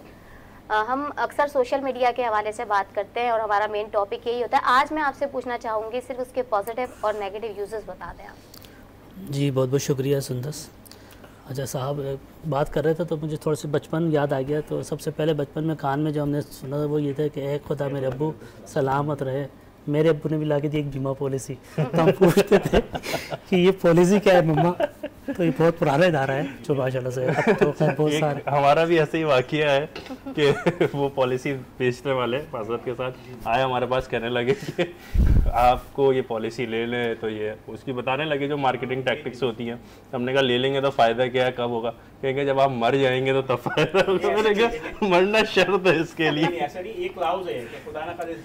हाँ वो मैं समझता हूँ इस चीज़ को, मैं समझता हूँ, नजराए तफन्नुन इस बात को अर्ज कर रहा हूँ। 96% लोग अपनी हयात में इस पॉलिसी को इंश्योर कराते हैं, 4% लोगों की डेथ होती है, 96% लोग अपनी हयात। अच्छा जी, मैं आज के बाद अच्छी खासी डिबेट कर सकता हूँ, बातचीत भी कर सकता हूँ, लेकिन अभी सवाल मेरा पीछे मेरा मौजूद नहीं है टॉपिक मेरा। तो बाहर देखें, ये मैं बात यहाँ से स्टार्ट करता हूँ। एक टाइम था जब प्रिंट मीडिया का दौर था, अभी भी है, लेकिन अब ज़ाहिर बात है वो दौर नहीं है। सही। प्रिंट मीडिया पे होता था कि किसी कोई कंपनी है, जैसे कि आपका कोई इदारा है, उसने कोई अपना ऐड लगाया, तो पहले ऐड लगाते हुए उसको पता चलता था कि यार ये तो 80,000 रुपये का ऐड है, और ये जो 80,000 रुपये का ऐड है ये देखेंगे कितने लोग, पता चलता था 5,000 अखबार छपेंगे। अच्छा जी 5,000 छपेंगे, तो ये कोई कंफर्मेशन तो थी नहीं कि वाकई जो कह रहे हैं 5,000 अखबार तो देखने नहीं जा सकते थे ना, 5,000 गिन भी नहीं सकते। हाँ, और अगर 5,000 है भी तो कितने लोग उसको पढ़ रहे हैं, कितने ज़ाया हो रहे हैं, तो उसका कोई पैरामीटर नहीं था। अच्छा, फिर अगर 80,000 रुपये का आपने ऐड लगा दिया तो क्या लाहौर के लिए मुझे एक तो लाहौर के अखबार में देना पड़ेगा, इस्लामाबाद में टेलीविजन में देना पड़ेगा, तो ये बहुत ज़्यादा मामला है। लेकिन अब इसकी जगह जो ले ली वो ले ली इलेक्ट्रॉनिक, पहले मीडिया ने ली, इलेक्ट्रॉनिक मीडिया पर आया तो चीज़ें डिजिटलाइज हो गई, लोग चीज़ें देखने लग गए, तो उससे थोड़ा सा फिल्टर, वहाँ तक भी रसाई बहुत मुश्किल थी। जी हाँ। फिर अब जो सोशल मीडिया का दौर आ गया, सोशल मीडिया का तो ऐसा है कि आप 80,000 तो बहुत दूर है, 8,000 रुपये के अंदर पूरे पाकिस्तान के वर्ल्ड वाइड आप लोगों तक पहुंच जाते हैं, लोकेलिटी को भी आप है ना, बहुत सारे लोगों को ले लिया। और वहाँ जहाँ पहले वो 8,000 लोगों तक हमें ये नहीं पता था कि 8,000 प्रिंट हो रहा है या 8,000 लोग देख रहे हैं नहीं देख रहे, अब तो अगर 1 लाख लोग भी देख रहे हैं, 10 लाख लोग भी देख रहे हैं, तो क्लिक करके 10 लाख लोगों की आईडी जाके देख सकते हैं कि इन साहब ने मेरा देखा है और ये इंटरेस्टेड पीपल है। तो डिजिटल दौर का बहुत बड़ा अहम किरदार है हमारे माशरे के अंदर। थोड़ा सा नेगेटिविटी के हवाले से भी कुछ चीज़ें शेयर करूँगा। आपने देखा होगा कोई किसी मुजरिम को आप पकड़ के ले जाएं, जैसे आप उसको थाने में लेके जाएंगे या अदालत में लेके जाएंगे तो उसने सबसे पहले लाइन बोलनी क्या है, ये तो मैंने करा ही नहीं है, मैं तो जानता ही नहीं, मैं तो बेगुनाह हूँ। लेकिन सोशल मीडिया में अगर आपने कोई काम गलत कर दिया और साइबर क्राइम में आप चले गए तो सबसे पहला सवाल क्या बोलेंगे, इसका तो मुझे पता ही नहीं था, इसका तो मालूम, इसका तो मुझे ये नहीं कह रहा कि मैंने नहीं करा, वो ये कह रहे मुझे तो इसका पता ही नहीं था कि ये भी कोई जुर्म है, ये भी कोई बात। से बात भी कर चुके हैं कि साइबर क्राइम बेसिकली है क्या, लोगों को पता होना चाहिए। तो मैं यहाँ जो गुलाम मोहिउद्दीन जो कि इसके जो प्रोड्यूसर हैं नशरियात के, इस ट्रांसमिशन के, उनके तवज्जो से मुझे ये मौका मिला क्यों जब मौका मिला है तो 30 दिन हम इस काम में लगे हुए कि कम से कम ये लोगों तक अवेयर कर दें कि क्या मसाइल हैं, क्या परेशानी है, कौन कौन सी ऐसी चीज़ें जिसके ऊपर नहीं करना चाहिए। और दूसरी बात नुकसानात की अगर और बात की जाए तो अब एक चीज़ और है कि ना हम डिप्रेस्ड बहुत होते जा रहे हैं। अच्छा, डिप्रेशन तो काम की भी थी, पहले तो डिप्रेशन थी, काम नहीं है, रोजगार नहीं है, घर का किचन नहीं चल रहा। कलामी की माजरत हुकूमती सतह पर भी होनी चाहिए कि एजुकेट किया जाए, रिसोसिटेट किया जाए उन अवामुन नास को जो ये ऐप इस्तेमाल करना चाह रहे हैं। आप दीगर ममालिक में मैं अक्सर बेशर कहता हूँ कि उसकी ट्रेनिंग दी जाती है, यहाँ पे कोई ट्रेनिंग का सिलसिला अल्हम्दुलिल्लाह, जिसकी वजह से आपने एक इदारा बना दिया जो इसकी चेक एंड बैलेंस कर रहा है। कमर जमील साहब है जिन्होंने मुझे इस्लामाबाद से कॉल किया, वो एक इदारे के डायरेक्टर हैं, तो उनका बहुत अच्छा काम कर रहे हैं। साहब से मिलकर काम तो हम तो इंडिविजुअल अपनी तौर पे तो अच्छा कर रहे हैं सर, इदारे को भी आ गया, तो उन्होंने मुझे ऑफ़र किया कि आप आएँ और इदारे को रिप्रेजेंट करें और ये बहुत अच्छा काम कर रहे हैं और इसको सोशल मीडिया हमारे पेज की को लेके चल के इनको चीज़ों को आप आगे ही दे सकते हैं बहुत अच्छे अंदाज में। अच्छा देखें, डिप्रेशन की बात कर रहा था, ये तो अब पहले थी ना कि डिप्रेशन तो हर तरह काम की सबसे पहले रहती है, अब तो शादी की भी डिप्रेशन रहती है, बहुत सारे मामलों की भी डिप्रेशन रहती है। लेकिन सोशल मीडिया की डिप्रेशन क्या है, मैंने एक पोस्ट लगाई, अनवार साहब ने एक पोस्ट लगा दी, यार वो जो कारी साहब है ना, अतीक रहमान साहब, उसको लाइक कर रहे हैं, हाफिज साहब को भी लाइक कर रहे हैं, अदनान साहब को लाइक करें, मुझे क्यों नहीं कर रहे? हाँ। ये डिप्रेशन लेके बैठे हैं। इससे बड़ा हमने कमेंट किया, आपने जवाब क्यों नहीं दिया? सबसे बड़ा मसला कि जी हमने कमेंट किया था, आपने तो इग्नोर कर दिया, आप तो बात ही नहीं करना चाहते। 10 लोग बोले ये क्या मसला, हमने तो देखा भी कमेंट, क्या हैंडसम लग रहे हैं आप, एक ने कह दिया वेरी नाइस, अब यही नाइस करने का मैसेज था, समझ तो लोग दूर होते जा रहे हैं, चिड़चिड़ाहट शुरू हो गई है। क्यों हो रही है? क्योंकि आप एक चीज़ का देखें, हर इंसान की ज़िंदगी का तो अल्लाह का हाथ में है, लेकिन एक नॉर्मल जो है 50-60 एक ऐसी साल है जिसके अंदर इंसान सर्वाइव एवरेज चलता है। लेकिन हमारी जो टाइम है वो है क्या, ज़िंदगी है क्या? ज़िंदगी है वक्त, और जो वक्त है वो तो हम इसको इस तरह चीज़ों में ज़ाया कर रहे हैं। जो वक्त आप लोग अपने पेरेंट्स के साथ बैठ सकते थे, जो टाइम अपने दोस्तों की किसी परेशानी को हल कर सकते थे, जो टाइम आप किसी के साथ बैठ के, आप एक देखें, एक जो स्पोर्टमैन होता है वो हमसे ज़्यादा हेल्दी क्यों होता है? क्योंकि वो इन चीज़ों से दूर होता है। हमारे दौर में, अनवार साहब, हमारे दौर में हम क्रिकेट खेला करते थे, वो बहुत पुराना दौर नहीं है आपका, 5-10 साल पुराना। हाँ, लेकिन फिर भी हम खेलते थे, मोबाइल का इतना था नहीं हमारा। लेकिन अब क्या है कि अब तो बच्चे जो है मोबाइल के अंदर बैठ गए घर पे, उनको बोलो ना बेटा जाओ क्रिकेट खेल लो, बोले क्रिकेट मोबाइल के अंदर है ना, छक्के मार रहे हैं उसके अंदर। कॉलेज के बाद मोबाइल आया था, अब तो आप बहुत छोटे छोटे बच्चों के पास होता है। जी बिल्कुल, तो वक्त हम खोते जा रहे हैं, इससे उम्र कम होती जा रही है, रिड्यूस हो रही है। इसमें एक जो एलिमेंट है वो मीमर्स का भी है, जो कि जिन्होंने डिप्रेशन का लोगों को शिकार भी किया और लोगों के साथ तज़हीक उनकी इतनी तजलील, फिर इस तरीके से लोग अपनी, चाहे कितने मजबूत आदमी है, उसकी ज़ाती ज़िंदगी है, प्लस वो फैमिली है, ख़ानदान है, रहता है, आप उसको अगर इस तरीके से सोशलाइज करोगे तो एक बहुत बड़ी डिप्रेशन, तो सुसाइड की तरफ बिल्कुल ऐसा होता भी है। ये बहुत बड़ा मसला है, जो हाईलाइट हो जाए वो हाईलाइट हो जाए, वरना तो कितने सुसाइड कर रहे हैं सिर्फ इसी। मुझे एक ने पूछा कि अदनान भाई, मैं कोई ऐसा काम करूं कि मुझे ये बताएं कि लोग ना मुझ पर मुझे बताएं राय थे मेरे मुतालिक, मैंने ना आप थोड़ा सा मशहूर हो जाएं, आप थोड़ा सा फेमस हो जाएं, लोग आप पे इतनी तनकीदें करना शुरू करेंगे, क्योंकि उनको ये मसला नहीं होता कि हम क्या पहन रहे हैं, हम क्या ओढ़ रहे हैं, हम क्या काम कर रहे हैं। हमें दूसरे की परेशानी की, यार ये किसी की दिखा दें, जर्नी दिखा दें, किसी के अवार्ड्स आप दिखा दें, किसी के बहुत सारे कुछ मामला दिखा दें, लोगों को परेशानी हो जाती है और हम उस पर बात करनी। ये क्यों हो रहा है ऐसा? ऐसे क्यों हो रही है? इसलिए हो रहा है कि हमारे पास अब काम नहीं रहा, हमारे पास सिर्फ और सिर्फ यही चीज़ है, हम आदी हो चुके हैं मोबाइल के। अगर हमारे हाथ में मोबाइल ना हो, अब आप देखें ना पूरे 24 घंटे में तो हम 8 घंटे तो नॉर्मल सोने में गुजारते हैं, बाकी जो काम है उसमें काम काज भी है, लेकिन उसमें से सोचें 6 से 7 घंटे मोबाइल को टच किया जाता है। सोशल मीडिया की बात नहीं कर रहा मैं, इससे भी ज़्यादा। हाँ, लेकिन ये नॉर्मल एवरेज है ना। तो इसको मोबाइल मतलब मोबाइल कितनी ज़रूरत बन गया। अच्छा, ये जो सोशल मीडिया प्लेटफॉर्म है, ये जान के इन्होंने हमें इसका आदी बना दिया। ऐसा ही है। मैं जैसे पहले भी एक प्रोग्राम में बता चुका था, थोड़ा सा तफसीलन बात कर रहा हूँ कि आपने देखा स्क्रॉल करा, अगर वो स्क्रॉल ख़त्म हो जाएगा आप रख देंगे ना मोबाइल। वो नहीं चाहते अब आप रखें, वो चाहते हैं कि बस स्क्रॉल करते जाएं करते जाएं करते जाएं करते जाएं। जैसे आपने देखा डिपार्टमेंटल स्टोर में जाएं आप शॉपिंग करने के लिए, वहाँ आपको कभी घड़ी नज़र नहीं आएगी। कभी ज़िंदगी में आपने घड़ी देखी नहीं होगी, इधर लगाते क्यों नहीं लगाते? जिन दिन उनको घड़ी नज़र आई उन्हें अरे जाने का टाइम हो गया, वो शॉपिंग करके छोड़ के चले जाएंगे बाहर। तो इंसान की जो साइकोलॉजी है ना, उसके साथ खेला जा रहा है और उसको यूटिलाइज करते हैं। अभी व्हाट्सअप ने एक नया फीचर मुतारिफ करवा दिया। क्या फीचर करा दिया? जो नोटिफिकेशन थी पहले ऊपर आती थी, अब नीचे कर दी। उस पर तो काफ़ी मीम्स भी बन रहे हैं। तो वो नीचे क्यों कर दी? अब मुझसे एक सवाल आया अदनान में, ये नीचे क्यों कर दी? मैंने बोला आप बताएं। बोले वही तो था, ऊपर जो बाहर आ रहा था वो नीचे बॉटम पे लेकर आ गया। मैंने नहीं भाई, पहले जब आप स्क्रॉल करते थे तो जब स्क्रॉल करते तो नीचे की तरफ जाते हैं, जब नीचे की तरफ जाते तो आपकी नज़र ऊपर नहीं होती, तो आप नोटिफिकेशन इतना नहीं देखते थे। अब क्योंकि अब नीचे ही जाए जा रहे हैं तो नीचे नोटिफिकेशन देते तो आपकी निगाह में है, अब आपकी नोटिफिकेशन बढ़ जाएगी, ज़्यादा आपके सेंसेस तो एक एक चीज़ों को नोट किया जाता है। ये बहुत अहमियत का हामिल है। साइकोलॉजिकली बहुत ज़्यादा नुकसान है, परेशान हाल है। एक फ़ाइल हमने तो अपने ऑफिस में भी जो काम कर रहे होते हैं, वो जो एक फ़ाइल बना लेते थे हमें एक्सेल की 10 मिनट में, वो आधा घंटा लगा रहे सिर्फ इसी वजह से, क्योंकि वो हर सेकंड बाद, हर 2 मिनट बाद, हर 5 मिनट बाद। तो ये तो एक आपकी ज़ाती एक छोटी सी बात आखिर में करना चाहूँगा कि मार्क ज़करबर्ग से अभी सवाल किया गया था कि सर वो कुछ हमारे आपने 6 से 8 लोगों को कॉल की थी आपने, सर उनका रब्ता हमें नंबर बता सकते हैं, ये जिनसे बात के वो बता सकते हैं। तो उसने सोचा, बोला ये कैसे पॉसिबल है, ये कैसे शेयर कर सकता हूँ पब्लिकली ना। बोला अच्छा जो आपने व्हाट्सअप किया, जिस होटल में रुके थे आप पर कल, उसका जिक्र कर सकते हैं? तो बोला वो मैं नहीं कर सकता। लेकिन हमारा जो डेटा है, हमारी जो इवन के देखें ना, हम लोग भी कितना यूज्ड हो चुके हैं। हम कुछ खाना खा रहे हैं, सहरी कर रहे हैं, अफ्तारी कर रहे हैं, रोज़ा खोल रहे हैं, किसी के इंतकाल पर हैं, किसी की बर्थडे के पर है, हमने स्टेटस लगाना है, चाय पी रहे हैं तो उसका स्टेटस। तो हम इतने इसके आदी हो चुके हैं कि मतलब हमने खुद अपना डेटा, जिनको डेटा चाहिए उनके लिए तो हमने आसानियत कर दी ना कि भाई वो चाय भी जो पी रहा है, तो चाय अगर जो पी रहा है उसकी जगह तस्वीर लगा रहा है, तो चाय के साथ कितनी चीज़ें, कभी ब्रांड शामिल हो गया, चाय बनाने वाली कंपनी भी शामिल हो गई, जिस जगह पे दिखाया जा रहा है वो रेस्टोरेंट भी उसमें आ गया, तो वो तो उसके लिए कंपनी का भरमार है ना, तो वो बिजनेस गेन कर रहे हैं और हम लोगों से गेन कर रहे हैं, हमें उसका कोई फ़ायदा नहीं हुआ। बिल्कुल ऐसा फुल में फ़ायदा नहीं है। जनाब अल्लामा अतीकुर रहमान ज़िया साहब, आप चूँकि एक रूहानी स्कॉलर भी हैं और रूहानियत से बड़े शर्फ और बड़ी गहरी नज़र रखते हैं, वाक़फ़ियत, ये बताएँ कि इस शब कदर आज अपने मसाइल का सदबाब करने के लिए कौन सा ऐसा वजीफ़ा है और कौन सा ऐसा अमल है जिससे लोग इस शब को भी पालें और अपने जो मसाइल हैं आने वाले दिनों के लिए या आने वाले महीनों के लिए उसका भी तैयारी और उससे भी बच सके? क्या क्या फरमाते हैं? हाँ देखिए, बेहतरीन तरीका तो ये है कि लैलतुल क़द्र की रातों में सलातुत तस्बीह का जो है ना वो एहतमाम किया जाए। सही। और सलातुत तस्बीह बाकायदा सीखी जाए सही तरीके से, और सही तरीके से ख़वातीन भी इसका अहतमाम कर दें, मर्द हजरात भी इसका अहतमाम करें। और इसके अलावा ज़िंदगी में जो मसाइल आ रहे हैं उसके लिए मैं एक छोटा सा वजीफ़ा बताऊंगा, बड़ा ही आसान वजीफ़ा है कि आप हर ताक रात को 2 रकात नमाज नफल पढ़ें। पहली रकात में सूरतुल फातिहा के बाद आपने 23 दफ़ा सूरतुल क़द्र पढ़नी है। इसके बाद आप पहली रकात मुकम्मल करें, फिर दूसरी रकात में भी इसी तरह सूरह फातिहा के बाद आपने 23 मरतबा सूरतुल क़द्र पढ़नी है।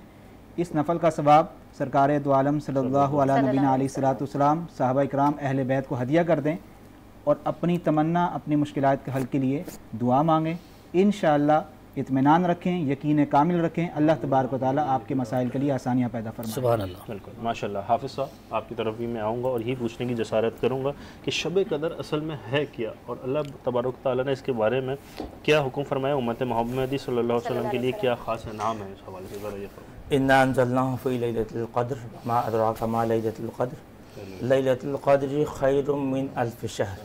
सूरतुल अनआम में इसका जो मतलब बताया गया है, फरमाया इज़्ज़त वाली और शराफत वाली रात है ये, और इसमें मुस्तफ़ीद होने वाला शख्स भी ख़ुद इज़्ज़त याफ्ता हो जाता है। और इसमें दीगर चीज़ें वारिद है, इसको इसकी एक कदर के मीनिंग में तंगी भी बताई गई है। हदीस में कहा तंगी वो कि फ़रिश्तों की इस कदर बहतात होती है कि ज़मीन जो है उसमें बाज़ किताबों में रिवायत में लिखा है कि कंकर के मुताबिक जितने कंकरियाँ हैं इतने फरिश्ते नाजिल होते हैं कि ज़मीन तंग पड़ जाती है। इसके अलावा इस रात की तो बड़ी फजीलत है। अम्मा आयशा तो सिद्दीक़ा रज़ियल्लाहु तआला ने हुज़ूर अलैहिस्सलाम से इरशाद फरमाया कि अगर मैं इसे पा लूँ तो क्या करूँ, तो आपने फरमाया अल्लाहुम्मा इन्नका अफ़ुव्वुन तुहिब्बुल अफ़्व फ़अफ़ु अन्नी, यानी कि अल्लाह से मग़फ़िरत मांगो। जब इसको पा लो तो अल्लाह से मग़फ़िरत मांगो। इसके अलावा लैलतुल क़द्र को मुतअय्यन नहीं किया गया कहीं पे। इसकी एक बड़ी वजह ये बताई गई कि अगर इसको मुतअय्यन कर दिया जाता तो लोग चाहते तो अल्लाह के नबी बता देता है कि भाई इस टाइम में इस वक्त में आप इबादत कर लें। तो उसका एक तो ये ज़ाविया है कि लोग जो उसमें नहीं पा सकते हैं किसी बीमारी के सबब, किसी मसले के सबब, तो वो कहते हैं हमारा तो अब निकल गया, अब मज़ीद इबादतों की ज़रूरत नहीं है। तो उसको मख्तस नहीं किया गया ताकि पूरे 10 दिन कम से कम आखिरी अशरे में इबादत का हमारे लिए है। अल्लाह के लिए इबादत करने के लिए फरिश्ते ही काफ़ी हैं। जी जी जी नाज़रीन मोहतरम, ये फरिश्ते ही काफ़ी हैं जो अल्लाह के लिए इबादत कर रही है, इंसान के भला के लिए, उसकी फलाह व बहबूद के लिए और उसकी ज़िंदगी के लिए। सबसे बड़ी बात अल्लाह पाक ने हुक्म दिया है कि अपने लिए इबादत करो, मेरी अपने लिए। जी बिल्कुल। और इसमें एक नुक्ता ये भी है अनवर साहब कि अल्लाह पाक ने कहा कि तलबगार को ये मिलेगा। माशाअल्लाह। जो तलबगार होगा, मुस्तकिल जहद मुसलसल में होगा, उसको अल्लाह पाक ये खैर मिन अल्फ शहर अता फरमाएगा। मैं इस पर एक तवज्जो तलब नाज़रीन को बात बता दूं। 4 लोग ऐसे जिनकी केस ज़ेर इल्तवा हो जाएगी, जिनकी बख्शिश रोक दी जाएगी, तो उस 4 अमल से इज्तनाब करना बहुत ज़रूरी है। आपने दीगर मामलात के इन 4 बातों का एहतमाम नहीं किया तो वो केस नहीं होता। कहा कि अब मग़फ़िरत तो होगी, लेकिन इसका इल्तवा जब तक ये इस बात पर अमल नहीं करेगा, जज केस को इसका ये मामला रुकेगा नहीं। उसमें पहली अलामत बताई गई कि शराब नोशी करने वाला, तो अगर कोई है हमारे भाई ऐसे तो शराब नोशी से तौबा कर लें। फरमाया वालिदैन का नाफरमान, वालिदैन के नाफरमान। आज यहाँ कराची शहर में हर घर में आपको इस तरह के मामलात मिलेंगे। अजीब अजीब वीडियोज़ मिलती है, हमें रोंगटे खड़े हो जाते हैं। हमारे यहाँ असल में वालिदा की इज़्ज़त पर बहुत बात होती है। वालिद जो पूरे घर को सर पर उठाया होता है, उसकी इज़्ज़त हुर्मत पर बात कम होती, हालांकि वो इज़्ज़तों का सहरा उसके दम से, उसके बल से। तो कहा वालिदैन का नाफरमान, अगर कोई नाफरमानी है तो जाकर तौबा कर लें भाई, जाकर वालिदैन को, जिसको देखना सदका है, आप सदक़े के लिए दर्द बदर्द घूमते हो कि भाई हमारे पास पैसे नहीं है, उसको मुस्कुरा कर देखना, वो अल्लाह पाक ने बेहतरीन सदका उसे करार दिया। फरमाया तीसरा वो शख्स जो क़िता ताल्लुक़ करता हो, रिश्ते तोड़ता हो। तो रिश्ता तोड़ने, आज हमारे बहनों से ताल्लुकात ठीक नहीं है, बाहर के तो हम वली हैं, पता नहीं क्या कुछ है, लेकिन घर में जो हमारी हालत ऐसी है कि हमारा बिहेवियर ठीक नहीं है, हमारा रवैया घर वालों के साथ ठीक नहीं। तो रिश्ता जो तोड़ने वाले लोग, घर में पीर मंगल बुध है अल्लाह पाक अलामान वल हफीज, तो रिश्ते तोड़ने वाले शख्स का भी जो मग़फ़िरत है वो रोक दी जाएगी। फिर 14 फरमाया गया कि वो जो कीना रखता होगा दिल में। अच्छा, लोग ना इसको फ़र्क नहीं कर पाते, ग़ीबत, चुगली, कीना, बुग़्ज़, इसको फरमाया किसी को नुकसान का इरादा रखना, किसी के लिए दिल में कीना रखना ये है कि हम कहें कि मुझे मौका लगे ना मैं इससे नुकसान पहुंचाऊं या इसकी ये चीज़ें तबाह हो जाए। दिल में हम कर नहीं पाते तो दिल में इसकी आरजू और हसरत रखते हैं, ये किना परवर लोग हैं। फरमाया ऐसे भी शख्स की जो शब कदर है इससे इस्तेफादा नहीं होगा। माफ़ी भी मांगे और लोगों को माफ़ भी करें, जिसने आपके साथ ज़्यादती की है, जिसने आपका दिल दुखाया है, जिसने आपके हक तलब किया है, आपने हक तलफी की है, जिसने आपके साथ ज़माने की बुरी से बुरी तर चीज़ की है, ये सोच के माफ़ करें कि रसूलुल्लाह ने अपने दुश्मनों को भी, कचरा फेंकने वालों को भी माफ़ किया था और पत्थर बरसाने वालों को भी माफ़ किया था, और रसूलुल्लाह सल्लल्लाहु अलैहि वसल्लम ने उनका खून बहाने, उनको तकलीफ़, उनको सजदे में जो ओझड़ी फेंकने वालों को भी माफ़ किया था। ये गर्ज रखते हुए और ये सोच करते हुए आज सबको माफ़ करें, सबको माफ़ करें, जो जिसने भी आप लोगों का दिल दुखाया, जिसने भी आपको तकलीफ किया। आज कीना, दिल, बुग़्ज़, हाथ जोड़े, गले मिले, साथ बैठें, साथ खाएं, लोगों को बातों को बर्दाश्त करें और लोगों को दिल से गले लगाएं और दरगुजर से काम लें। हमारे साथ मौजूद हैं रिजवान हमीद साहब, एजुकेशनलिस्ट। मैं चाहूँगा अपना आगाज़ आपने कहाँ से किया और ये जो कि एजुकेशन बहुत ज़्यादा फुकदान है हमारे माशरे में, इसके हवाले से भी गुफ्तगू फरमाएगा। बिस्मिल्लाहिर्रहमानिर्रहीम। सबसे पहले अस्सलाम वालेकुम तमाम दोस्तों को, और शुक्रिया अदा करना चाहूँगा वीनस और उसकी टीम का जिन्होंने मदू किया और मौका पेश करने के लिए बेहतरीन टाइम जो है वो हमें फ्राहम किया। तो सबसे पहले एजुकेशन आपने पूछा सवाल, एजुकेशन का बेशक बहुत फुकदान है आजकल। देखा जाता है कि जैसे भाई ने भी बात की थी कि बच्चे आजकल जो है मोबाइल पे बिज़ी हो गए हैं और सारे माशरे के अंदर से एक निज़ाम जो है हम अब जो देख रहे हैं कि निज़ाम जो है एक मुख्तलिफ सिंध में चल पड़ा है कि आजकल वालिदैन ना तो बच्चों को टाइम देते हैं ना बच्चे वालिदैन को टाइम देते हैं। स्कूल से ट्यूशन और फिर अरबी, उसके बाद फिर बच्चों का सोना, बस ये ज़िंदगी का मामूल बन चुका है। तो दरख्वास्त करना चाहूँगा कि सबसे पहले आपको तवज्जो देने की ज़रूरत है। बच्चों को टाइम दें, उनको मोबाइल से बाहर निकालें। वो पहले वाली दुनिया में हमें वापस जाना होगा जहाँ पे अदब को जो है वो अब्रोकार लाया जाता था, अदब को जो है प्रायोरिटी दी जाती थी। आप बात कह रहे हैं कि पहले वाले दौर में हमें जाना होगा, तो आपको लगता है कि क्या इतना मुमकिन है? क्योंकि बहुत ज़्यादा बिगाड़ हो चुका है, बहुत ज़्यादा बिगाड़ हो चुका है, लेकिन कोई भी चीज़ नामुमकिन तो नहीं होती। कोशिश से सारी चीज़ें हम हासिल कर सकते हैं। पहले वाले दौर में जाने के लिए फिलवक्त एक मिसाल है कि जो आपकी एप्लीकेशन अपडेट हो जाए ना, तो अगर आप उसको अपडेट नहीं करें तो फिर उसको स्टॉप कर दी जाती है। तो इसी तरीके से आज जो ज़िंदगी में अपने आप को अपडेट नहीं कर रहा है या फिर अपने आप को दौर जदीद के हिसाब से नहीं ढाल रहा है, तो उसको माशरा स्टॉप कर देता है। ऐसा भी बिल्कुल ऐसा आप बिल्कुल सही फरमा रहे हैं, लेकिन अपग्रेड के लिए दो चीज़ें होती हैं, एक नेगेटिविटी होती है, एक पॉजिटिविटी है। आप नेगेटिव को छोड़कर पॉजिटिव रुझान की तरफ जाना होगा। आप बच्चों को बेशक अगर तालीम देना चाहते हैं थ्रू मोबाइल, तो मोबाइल भी आप उनके हाथ में देते हैं तो उसमें नज़र रखनी होगी कि वो क्या देखते हैं, कि कौन से चैनल्स पर जाते हैं, क्या शौक़ रखते हैं। तो और उसके साथ साथ आपको सबसे बेहतरीन जो चीज़ है मेरी नज़र में, वो आप बच्चों को इतना करीब लेकर आएँ और अपना बेहतरीन दोस्त बनाएँ कि वो बजाय इसके कि बाहर वालों को अपना समझने लगे, वो अपने वालिदैन को और अपने भाई बहनों को अपना समझे और सारी चीज़ें उनसे डिस्कस करें।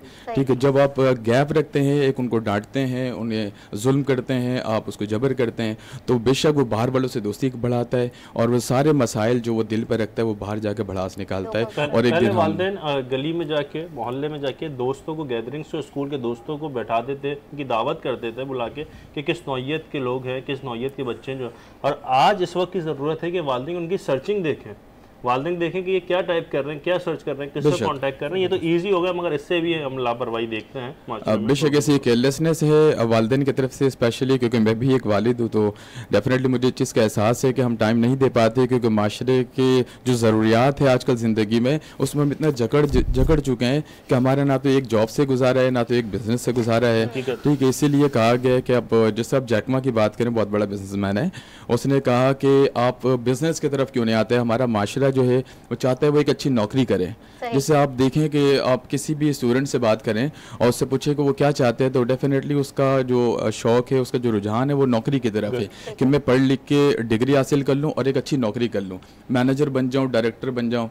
उसका कभी भी मैं अपनी बात कर रहा हूँ कि मैंने अगर 100 लोगों से बातचीत की है, I have taught more than 1000 students और 1000+ स्टूडेंट होंगे मेरे, और उनसे मैंने जब बात की तो मैक्सिमम लोगों का यही कहना था हमने नौकरी करनी है। क्यों नौकरी करनी है? क्योंकि इसमें रिस्क कम है, zero risk and there is a facilitation too much, and in the business there is a too much risk and there is too much efforts. There's no time limit to work. That's a that is very true. You are speaking true. और मैं इसी तरफ आना चाह रहा हूँ। हवाले से बात करूँ तो मैंने पढ़ा ही बिजनेस को है और मुझे ये पता है कि अगर रिस्क नहीं हो तो आप कामयाब नहीं होते। एक रोड क्रॉस करने में भी रिस्क है। ऐसे ही है। अब आप बात करें, जैसे जैक मा ने कहा कि 5% लोग दुनिया में बिजनेस करते हैं और 5% लोग 95% पैसा कमाते हैं और 95% लोग नौकरी करके वो 5% पैसे कमाते हैं। अब आप सोचें कि आप कहाँ सस्टेन कर रहे हैं। हमें ज़रूरियात सारी चाहिए, हम सब कुछ हासिल करना चाहते हैं लाइफ में, लेकिन एफर्ट्स की अगर बात की जाए तो हमें वही नौकरी चूज़ करते हैं। मुझे स्टिल रिमेंबर कि हाफिज़ अरशद साहब मौजूद है यहाँ पर, और मैंने करियर का आगाज़ से आई स्टार्टेड इन 2004 और 2004 में करियर का स्टार्ट किया था मैंने, और 2004 से 2009 तक जो है वो फार्मास्यूटिकल से रिलेट रहा मैं बैरी डॉटसन के अंदर। और उसके बाद 10 में सबसे शनासा है माशाल्लाह, हाफिज साहब और बाहर वालों से भी, ये तो हम अजह शख्सियत है, बेशक माशाल्लाह बड़े मोतबर शख्स हैं। अल्लाह ताला इनको जिंदगी दे, सेहत दे, बेशक ज़िंदगी सेहत के साथ लंबी ज़िंदगी अदा करे इन्हें। और इनके साथ मेरे माशाल्लाह बहुत अच्छा वक्त गुजरा है हाफिज़ अरशद साहब के साथ। 2010 के अंदर हम लोगों ने अभी स्टार्टेड लर्निंग इंग्लिश टुगेदर, और हम दोनों ने एक साथ ही स्टार्ट लिया था और अब माशाल्लाह सिखा रहे हैं। बिल्कुल ऐसा ही है। आपने एजुकेशन की बात की और आपने बिजनेस की बात की, बस बिज़नेस करें, बिजनेसमैन बनने के बाद इस मुल्क पर काबिज नहीं हो जाए, फिर नस्ल दर नस्ल हमारे हमें बिज़नेस की, हमें नौकरी करने की भी काबिल नहीं छोड़े। ये हमारा पैगाम है। मैं चाहूँगा सुंदर आप कोई आज की रात से मुनासिबत कोई कलाम सुनाएं इख्तिसार के साथ। बिल्कुल अनवार, आज की रात की मुनासिबत से कलाम भी पेश करूँगी और एक पैगाम भी अपने देखने और सुनने वालों को ये दूँगी कि ये रात बड़ी ख़ास है और ये रात जो है इसकी चंद सातें हैं। हर रात में भी कोई एक वक्त और एक साथ होती है जो कबूलियत की होती है, तो क्या पता कि यही वो वक्त हो। तो मिलकर मेरे साथ इस दुआ में शामिल हो जाएं। नूरी महफिल पे चादर तनी नूर की, नूर फैला हुआ आज की रात है, नूर फैला हुआ आज की रात है और चांदनी में है डूबे हुए दो जहां, चांदनी में है डूबे हुए दो जहां, कैसी रौनक फिजा आज की रात है, के कौन जलवा नुमा आज की रात है। मांग लो चश्मे तर मांग लो, दर्द दिल और हुस्ने नजर मांग लो, कमली वाले की नगरी में घर मांग लो, मांगने का मजा आज की रात है, कौन जलवा नुमा आज की रात है। लूट लो ऐ मरीजो शिफा लूट लो,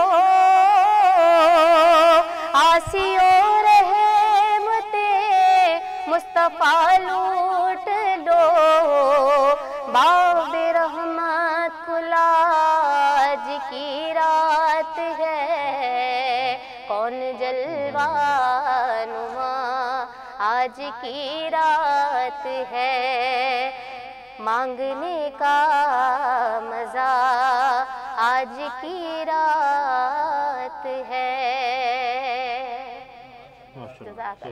मांगने का मज़ा आज की रात है, मांगने का मज़ा आज की रात है। माशाल्लाह नाज़रीन मोहतरम, क्योंकि 23वीं शब है और आज लैलतुल क़द्र पाने के लिए क्या इशारे हैं, मैं ये दोनों हज़रात से पूछूंगा इख्तिसार के साथ, जनाब अल्लामा साहब से भी, हाफिज़ साहब से भी, क्या इशारे हैं कि हम मालूम हो जाए कि जी यही लैलतुल क़द्र है, इसके हवाले से ज़रा बताएं। उलमा मुहक्किकीन ने तो कई अक़वाल इसके लिए ज़िक्र किए, इन तजर्बे की बुनियाद पर मैं कुछ चीज़ें, एक चीज़ ज़िक्र कर देता हूँ। वैसे तो हर रात इबादत की रात है, लेकिन इस रात को ज़रा ख़ास अल्लाह तबारक व तआला ने नेमत के तौर पर अता किया।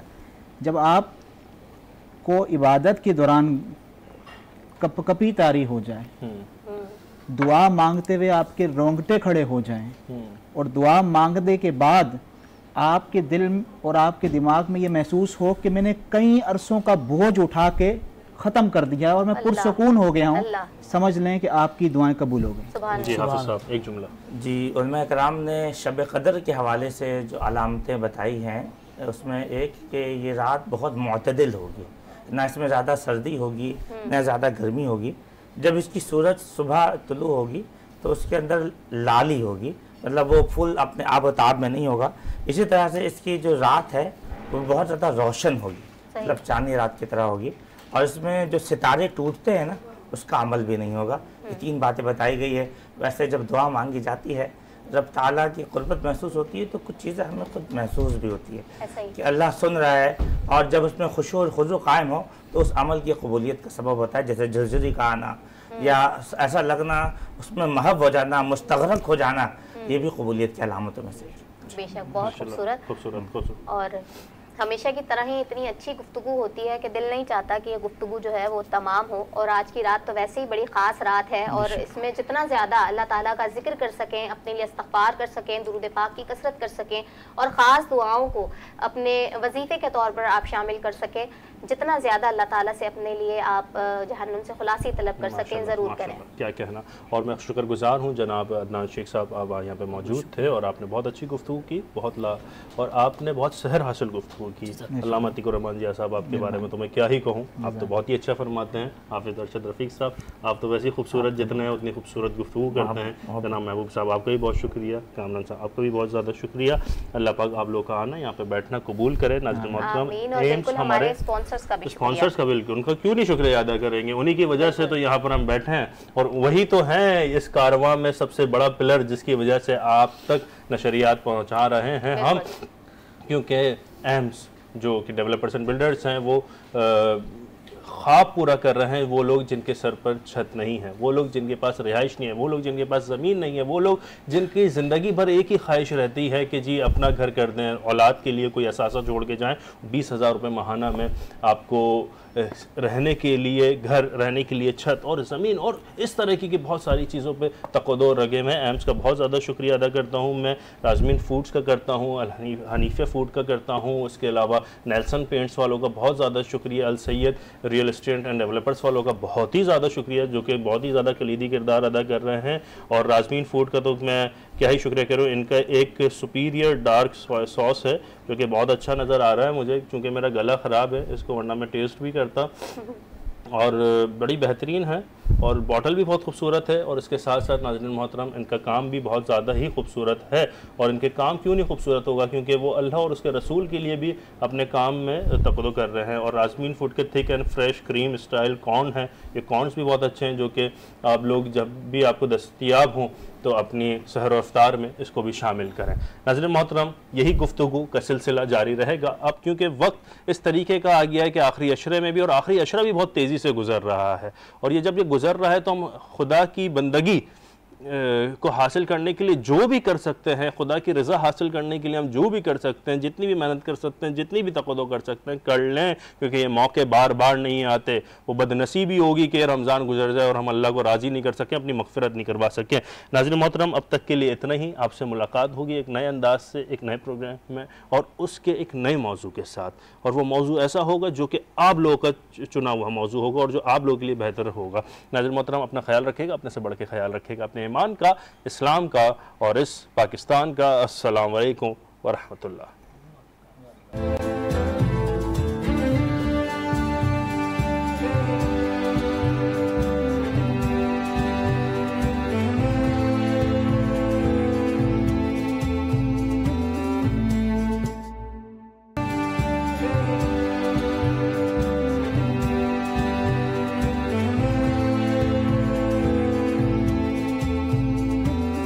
शुरू अल्लाह रब्बुल इज़्ज़त के बाबरकत नाम से, जो बड़ा मेहरबान निहायत रहम करने वाला है। दरूद व सलाम मोहम्मद व आले मोहम्मद सल्लल्लाहु अलैहि वसल्लम पर। अस्सलाम वालेकुम नाज़रीन मोहतरम, आपका मेज़बान तैमूर अकरम वीनस टीवी की स्क्रीन पे एक दफ़ा फिर आपको खुशामदीद कहता है।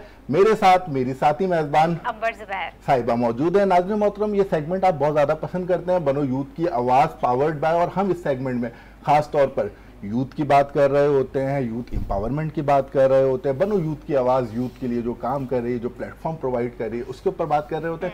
और बहुत से खूबसूरत गेस्ट इस सेगमेंट में हमारे साथ होते हैं। नाज़रीन मोहतरम, आज हम शब कदर की रात के अंदर दाखिल हो गए हैं। हुजूर नबी करीम सल्लल्लाहु अलैहि वसल्लम का फरमाने आली शान इबरत मकाम है कि जो शख्स शब कदर की रात को क़याम करेगा, उसके पिछले तमाम गुनाह माफ़ कर दिए जाएंगे।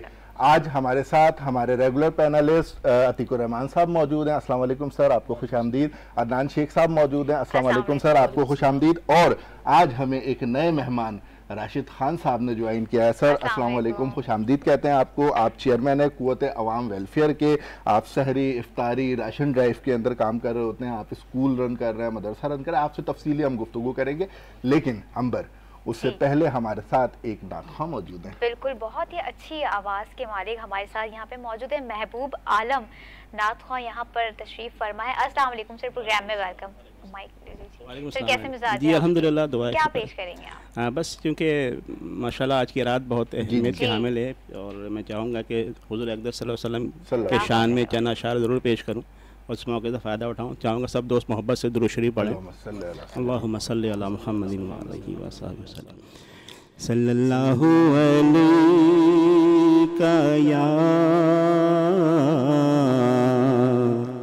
रसूल अल्लाह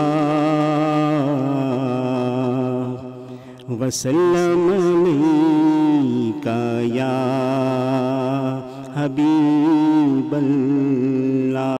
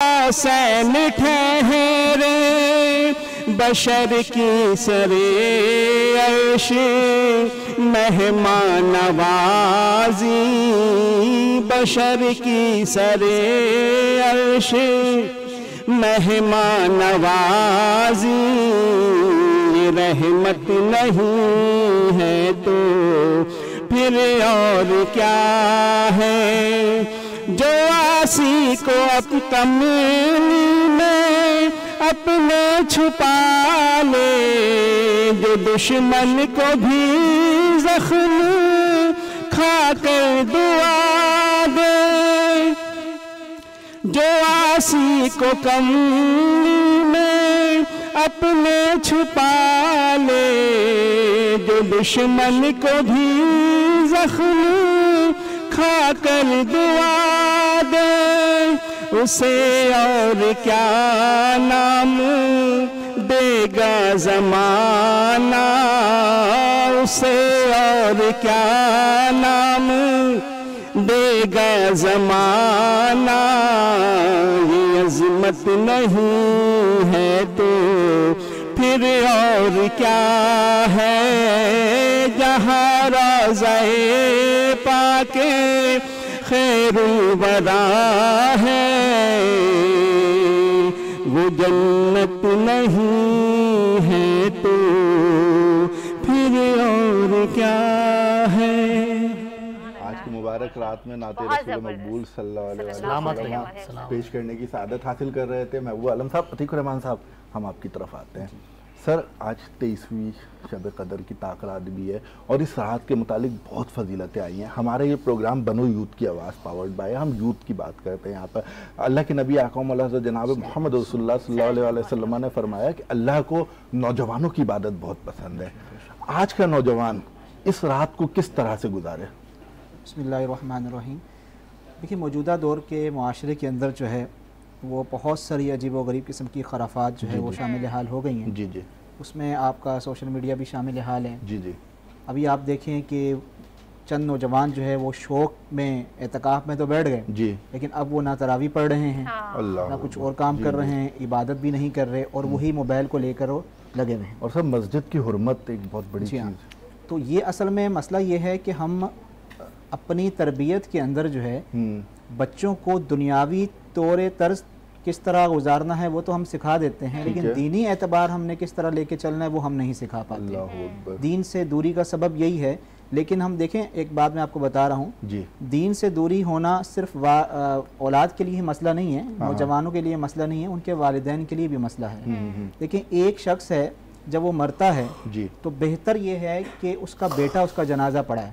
बिल्कुल ऐसा ही है। तरबियत ऐसी होनी चाहिए कि बेटा खुद बोले कि मैं बाप का जनाजा पढ़ाने के लिए तैयार हूँ। लेकिन बहरहाल मौजूदा दौर के अंदर नौजवानों से ये अपील है कि आने की तरतीब अल्लाह ने रखी है, जाने की कोई तरतीब नहीं है, लेकिन जाने की कोई तरतीब बिल्कुल नहीं ऐसा ही है। बिल्कुल ऐसा हम ये सोचते हैं कि ज़ाहिर है 40-50 साल की उम्र होने के बाद जब हमारे दाढ़ी में सफ़ेद बाल आ जाएंगे और हमारे हाथों पे जो है वो खूंडी वगैरह आ जाएगी तो हम कोशिश करेंगे कि अब अल्लाह की तरफ जाएं और क्या करें, नमाज की पाबंदी करें, इबादत करें।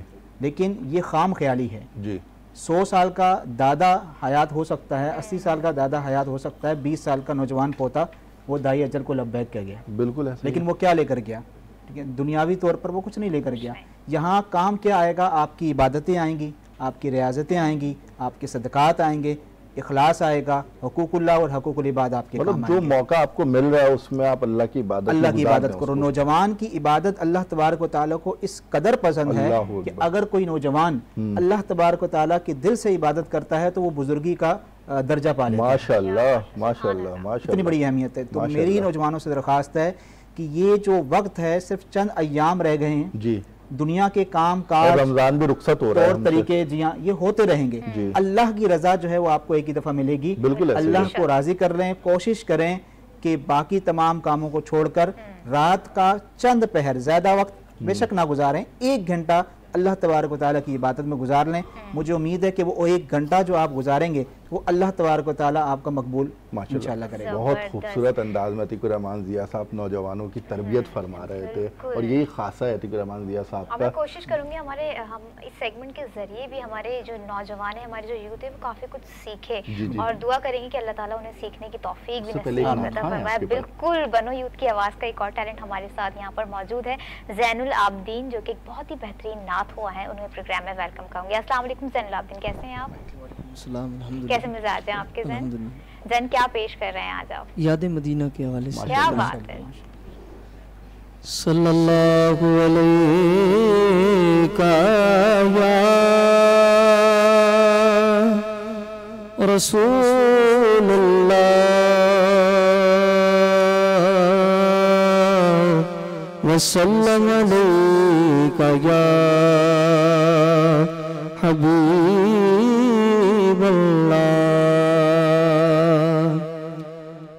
जिंदगी याद मदीना में गुजारी सारी, जिंदगी याद मदीना में गुजारी सारी, उम्र भर की ये कमाई है हमारी सारी। अल्हम्दुलिल्लाह जिंदगी याद मदीना में गुजारी सारी, जिंदगी याद मदीना में गुजारी सारी, उम्र भर की अल्हम्दुलिल्लाह उम्र भर की ये कमाई है हमारी सारी। न में तख्त मंगा न में ताज मंगा, बस उम्र भर की ये कमाई है हमारी सारी। क्या करूं के याद आती है सुनहरी जालियां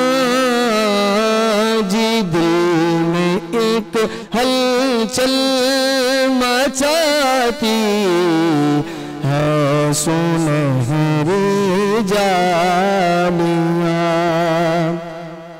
और पूछने वालों में लफ्ज़ों में बयां कैसे करूं, क्या बताऊं क्या दिखाती है सुनहरी जालियां।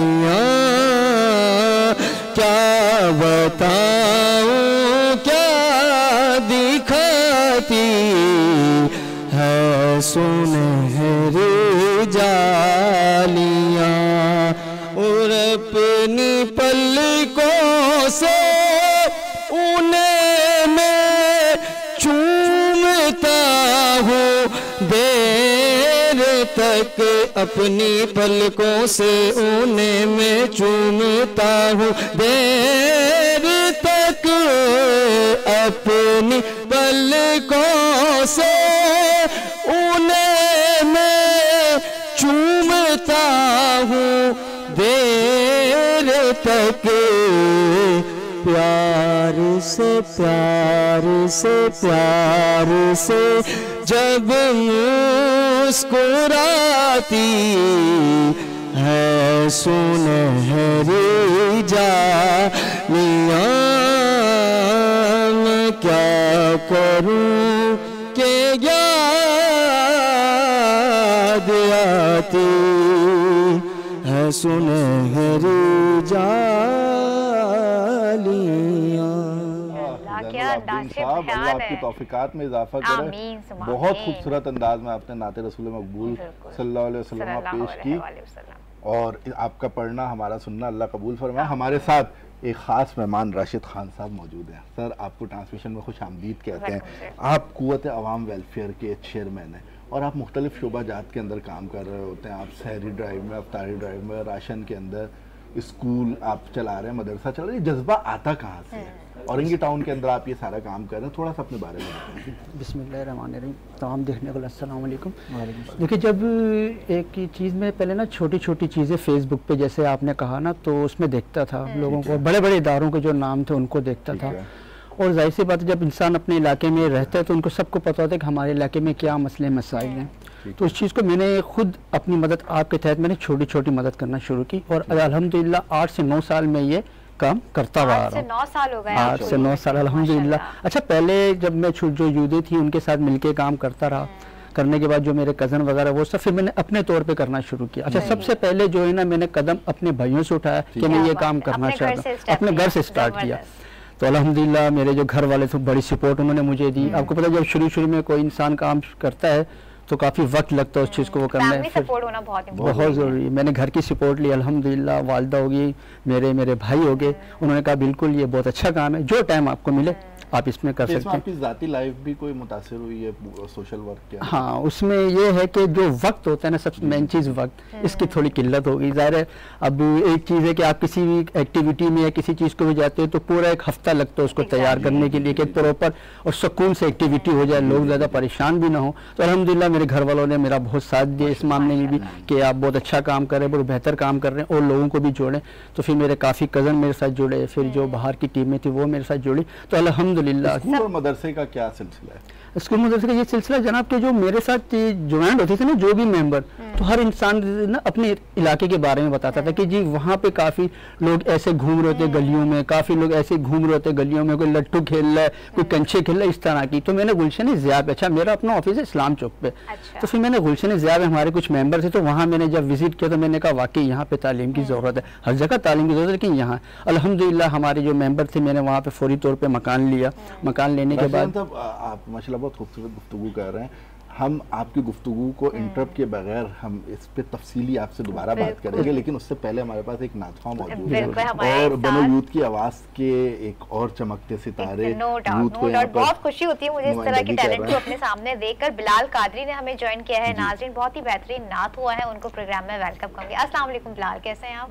बड़े खूबसूरत लग रहे हैं आज, आप क्या पेश कर रहे हैं? बिल्कुल, बिस्मिल्लाह मुख्तसर। सल्लल्लाहु अलैका या या रसूल अल्लाह वसल्लम अलैका या हबीब अल्लाह।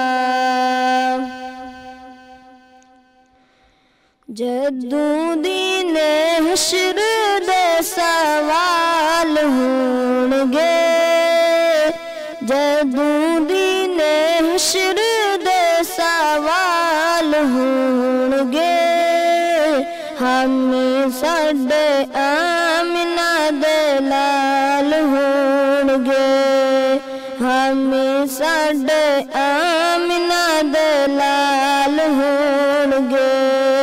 जदों दिन हश्र दे सवाल होणगे, जदों दिन हश्र दे सवाल होणगे, हमें साडे आमिना दे लाल होणगे।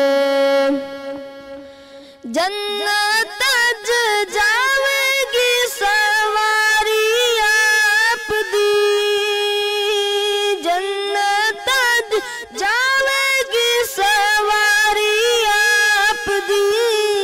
अगे अगे हजरत बिलाल होणगे, अगे अगे हजरत बिलाल होणगे, हम साडे आमिना दे लाल होणगे। उस पास रहमत रसूल होवेगी, उस पास रहमत रसूल होवेगी, जेड़ पास फातिमा दे लाल होणगे, हमें साडे आमिना दे लाल होणगे, हमें साडे आमिना दे लाल होणगे। क्या जबरदस्त अंदाज था बिलाल आपका। तैमूर हमारे साथ हमारे गोल्ड मेडलिस्ट, जी जी ठीक है, और social media expert, IT expert, हमने उन्हें यहाँ पे बिठाया हुआ है ताकि हमारी यूथ उनसे से ज्यादा फायदा उठा सके। अदनान साहब, आपके जानिब पे अपना सवाल लेकर आऊंगी। माह रमजान कुछ दिनों में रुखसत हो जाएगा, उसके बाद फिर हमारी लाइव वही सोशल मीडिया पर ही आ जाएगी। तो आप क्या मैसेज देना चाहेंगे सोशल मीडिया के यूजेज के हवाले से हमारे यूथ को? जी बिल्कुल, ज़ाहिर है रमज़ान के बाबरकत महीने में और बाकी 11 महीनों के इस्तेमाल में बहुत ज़मीन आसमान का फ़र्क है, लेकिन फिर भी मैं कहूँगा कि सोशल मीडिया को सोशल मीडिया के हद तक रखें, इसे अपनी रोज़मर्रा की ज़िंदगी के बस उसका हावी ना होने दें। बिल्कुल और जिसका इस्तेमाल है स्मार्ट वे तरीके से, जैसे मैंने इसका 2-3 तरीके बताए थे कि आप मोबाइल के ऊपर जब स्क्रॉल करते हैं तो फिर स्क्रॉल डाउन नहीं होता, चलते ही रहता है, चलते ही रहता है। तो ये बहुत बड़ा मसला है जिसकी वजह से आप ज़्यादा की लत है अदनान साहब। जी हाँ बिल्कुल, ये इसी वजह से सोशल मीडिया जो ये प्लेटफॉर्म है, इनके जो एक्सपर्ट है जिनको बड़ी हाईएस्ट पे के ऊपर इनको रखा गया, उनका मकसद ही यही है कि हम लोग ज़्यादा से ज़्यादा स्पेंड करें टाइम अपने सोशल मीडिया के ऊपर। तो ज़ाहिर बात है हम एडिक्टिव हो जाते हैं। और दूसरी बात ये है कि वो खुद भी चाहते हैं कि हम सोशल मीडिया पे रहें, तो इसका आसान तरीका ये है, सोचें अंबर, अगर ये ऐसा होता कि आपका जो अभी आपका मोबाइल है, मोबाइल के अंदर फेसबुक की एक एप्लीकेशन आपके पास डाउनलोड होगी, आपने जस्ट पे उंगली से क्लिक करा वो फेसबुक खुल गया। अगर ऐसा ना होता और आपको गूगल पे जाना पड़ता और फेसबुक लिखना पड़ता, फिर फेसबुक होता हो तो फिर उसके अंदर अपनी आईडी और पासवर्ड डालते और फिर ओपन होता, फिर तो हम सोचते जाने के तो दिन के अंदर का इस्तेमाल तो कुछ कम हो जाता। तो मेरे ख्याल से ऐसे ही करना चाहिए। और अगर ऐसा नहीं कर सकते तो नोटिफिकेशन ऑफ कर दीजिए। नोटिफिकेशन ऑफ कर देंगे तो उससे ये होगा कि आप अपनी ज़िंदगी के अंदर बहुत सारे मसाइल से और जो टाइम एक्स्ट्रा लोगों को सर्व करने में, दूसरों की मालूमात लेने में लगाते हैं, वो बच जाएंगे। यही टाइम अपने पेरेंट्स में, अपने घर में, अपने ज़रूरियात ज़िंदगी के अंदर देंगे तो वो आपकी सेहत के लिए भी अच्छा है। और आपकी ज़ाहिर बात है ज़िंदगी सिर्फ सोशल मीडिया चलाना नहीं है, आपसे जुड़ी बहुत सारी ज़िंदगी है, बहुत सारे मामलात हैं। अल्लाह मुबारक ताला ने आपको पैदा किया अशरफुल मखलूक़ात, और दूसरों है वही इंसान दुनिया में अच्छा जो आए दूसरों के काम, तो कम से कम रखें, स्मार्ट हुए तरीके से काम। बहुत शुक्रिया, बहुत खूबसूरत अंदाज में नौजवानों को तालीम दे रहे थे सब सोशल मीडिया के हवाले से। एक और नात ख्वान ने हमें ज्वाइन किया है, महाम बहाउद्दीन को मैं प्रोग्राम में वेलकम कहूंगी। अस्सलाम वालेकुम महाम, कैसी हैं आप? और हमारे साथ उनके साथ एक और नात ख्वान है, दोनों जी। अच्छा, दोनों को भी कॉल कर लूं? जी जी। अरीबा इस्लाम भी हमारे साथ यहाँ पर मौजूद है, कैसे हैं आप? माइक ले लीजिए। कोई एक पहले पढ़ ले। ठीक है। मुनव्वर मेरी आँखों को मेरे शम्सो दुहा कर दे, मुनव्वर मेरी आँखों को मेरे शम्सो दुहा कर दे, मुनव्वर मेरी आँखों को मेरे शम्सो दुहा कर दे, मुनव्वर मेरी आँखों को मेरे शम्सो दुहा कर दे, नबी मुख्तार कुल है जिसको जो चाहे अता कर दे, नबी मुख्तार कुल है जिसको जो चाहे अता कर दे, जहाँ में उनकी चलती है वो दम में क्या से क्या कर दे, जहाँ में उनकी चलती है वो दम में क्या से क्या कर दे, ज़मी को आसमां कर दे, सुरैया को सरा कर दे, ज़मी को आसमां कर दे, सुरैया को सरा कर दे, नबी मुख्तार कुल है जिसको जो चाहे अता कर दे, खताएं करने वाली मैं अताएं करने वाले आप, खताएं करने वाली मैं अताएं करने वाले आप, मेरे आका मेरे हक में से दस्तूर सा कर दे, मेरे आका मेरे हक में इसे दस्तूर सा कर दे, नबी मुख्तार कुल है जिसको जो चाहे अता कर दे। जबरदस्त अंदाज था। महाम की जानिब बढ़ेंगे? हाँ, हमारे महाम की जानिब भी हम आएंगे। जी महाम, आप क्या पेश करना चाहेंगी? जी मैं मौला अली के हवाले से मुख्तसर सा टाइम है आपके पास, जी पेश कीजिए। कि फकीरों क्या भी क्या चाहे वही बस्ती बना बैठे, अली वाले जहाँ बैठे वहीं जन्नत बना बैठे, अली वाले जहाँ बैठे वहीं जन्नत बना बैठे,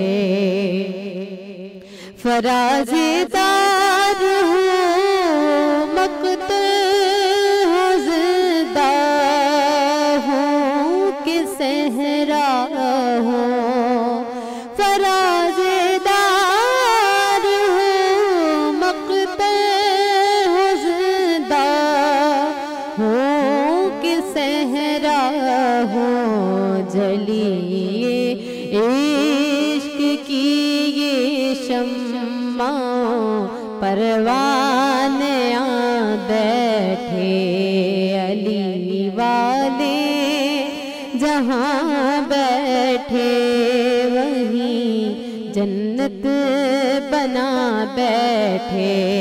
और शेर है, कोई भी समय कोई भी वक्त कोई भी इलाका हो, कोई भी समय कोई भी वक्त कोई जहाँ जिक्रे अली छेड़ा वहाँ दीवाने आ बैठे, जहाँ जिक्रे अली बैठा वहाँ परवाने आ बैठे। अली वाले जहाँ बैठे, अली वाले जहाँ बैठे, वहीं जन्नत बना बैठे। शान में मनकबत पेश कर रही थी महाम बाउद्दीन साहिबा। और अंबर, यही खासा है बनो यूथ की आवाज़ का कि बनो यूथ की आवाज़ इस तरह के टैलेंट को प्रमोट कर रहा होता है, इस तरह के टैलेंट को मौका दे रहा होता है। और ये ख़वातीन हो, बच्चे हों, बड़े हों, हर किसी जिसके पास टैलेंट है, बनो यूथ की आवाज़ कहता है आप अपने टैलेंट दिखाओ, हम आपको प्लेटफॉर्म और इसी तरह का टैलेंट हमारे अगले सेगमेंट में हमारे साथ मौजूद है। लेकिन हम उससे पहले मैं चाहूँगा राशिद खान साहब, आप बनो यूथ की आवाज़ के बारे में और मोहिउद्दीन साहब की काविश के बारे में क्या कहेंगे? सर बिल्कुल, इनकी मेहनत है, इनकी काविश है, इनकी कोशिश है। सबसे आसान चीज़ है कि इन्होंने, सबसे पहले तो आप लोगों पूरी टीम का बहुत शुक्रिया कि आप लोगों ने यहाँ मुझे मौका दिया अपने बारे में कहने के लिए। मेरे सबसे आसानी इन्होंने ये हमारे लिए पैदा की कि हम अपनी बात आसानी तौर पे लोगों तक पहुँचा सकते हैं। सबसे बड़ी प्लेटफॉर्म ये है। तो मैं आप पूरी टीम का शुक्रिया अदा करता हूँ, गुलामुद्दीन का भी शुक्रिया अदा करता हूँ तहे दिल से कि आप लोगों ने बहुत अच्छा, माशाल्लाह रमज़ान में आप लोगों का मैं वक्तन जैसे से मौका मिले मैंने आपका प्रोग्राम देखा, बहुत अच्छा लगा। तो मुझे यहाँ जिस दिन बुलाया गया तो मुझे पता चला, तो मैं एक अंदर से एक मैं खुशी हुई मुझे कि यार मैं आज वहाँ उस प्रोग्राम में बैठूंगा जो मैं देखता था। तो आप पूरी टीम का बहुत शुक्रिया जो आप लोगों ने आज मुझे इन्वाइट किया। आपका शुक्रिया, आपका शुक्रिया। आप बहुत खूबसूरत अंदाज में आप काम कर रहे हैं। अल्लाह आपकी तौफीकात में इजाफा करे, आपको जज़ाए खैर दे। अब से हम कुछ देर में जाएंगे अपने सेगमेंट बोल के लब आज़ाद हैं तेरे, बोल के ज़ुबां अब तक तेरी है। लेकिन उससे पहले हमारे साथ अतीक रहमान ज़िया साहब मौजूद है। अतीक साहब, बनो यूथ की आवाज़ की काविश आपको कैसी लगती है, जहाँ पर नौजवानों को बनो यूथ की आवाज़ प्लेटफॉर्म प्रोवाइड कर रहा होता है, नौजवानों को अपना टैलेंट शोकास करने के लिए मौके दे रहा होता है? देखिए, गुलामुद्दीन भाई जो हैं वो तकरीबन काफ़ी अर्से से काम कर रहे हैं, 4-5-6 साल से मेरा उनका ताल्लुक़ है। और ये मौका मैं समझता हूँ कि किसी प्लेटफॉर्म में नहीं है कराची में, कि शायद जो गुलामुद्दीन साहब हर आदमी हर टैलेंट को लेकर आ रहे हैं और ये दिखा रहे हैं कि पाकिस्तान के अंदर और वो जगह जिन जगहों को हमारे यहाँ बिल्कुल छोटी बस्तियां तस्वुर किया जाता था, उस बस्तियों के अंदर से टैलेंट निकल के बाहर आ रहा है। क्या बात है, ज़बरदस्त आपने बोला है अतीक साहब। मैं भी हम लोग भी यही कोशिश कर रहे होते हैं कि हमारी यूथ जो है, जिन्हें कहीं प्लेटफॉर्म नहीं दिया जा रहा होता है, वो भी आगे आएँ और अपने टैलेंट को प्रूव कर सकें, भले वो बनो यूथ के प्लेटफॉर्म से आगे आएँ।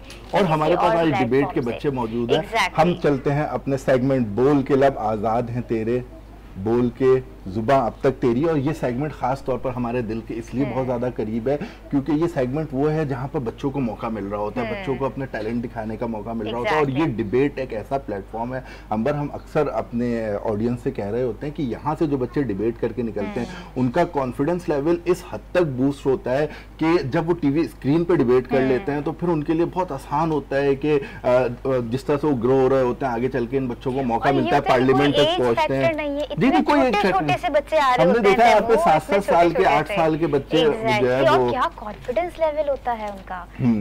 और हमारे जजेस ने भी हमें ज्वाइन कर लिया है। ज़ीशान साहब, आपको हम खुशामदीद कहते हैं। ज़ीशान साहब हमारे जज, जिन पर बहुत प्रेशर होता है हर सेगमेंट में। डिबेटर हैं, पब्लिक स्पीकर हैं, आप मेंबर हैं टोस्ट मास्टर इंटरनेशनल के और आप मेंबर हैं कैप्स डिबेटिंग सोसाइटी के। और आपके साथ मोहम्मद इस्लाम साहब ने हमें ज्वाइन किया है। सर, आपको खुशामदीद कहते हैं। आप यंग डिबेटर, पब्लिक स्पीकर हैं, आप विनर हैं toast master international table topic के। एज अ गेस्ट स्पीकर आपने यहाँ पे ज्वाइन किया है और आप मेंबर हैं कैल्प के एंड कैप्स के एजुकेशनल डिबेटिंग सोसाइटी। तो हम बिला तकफ़्फ़ु अपने पहले डिबेटर को कहेंगे कि वो रेडी हो जाएं।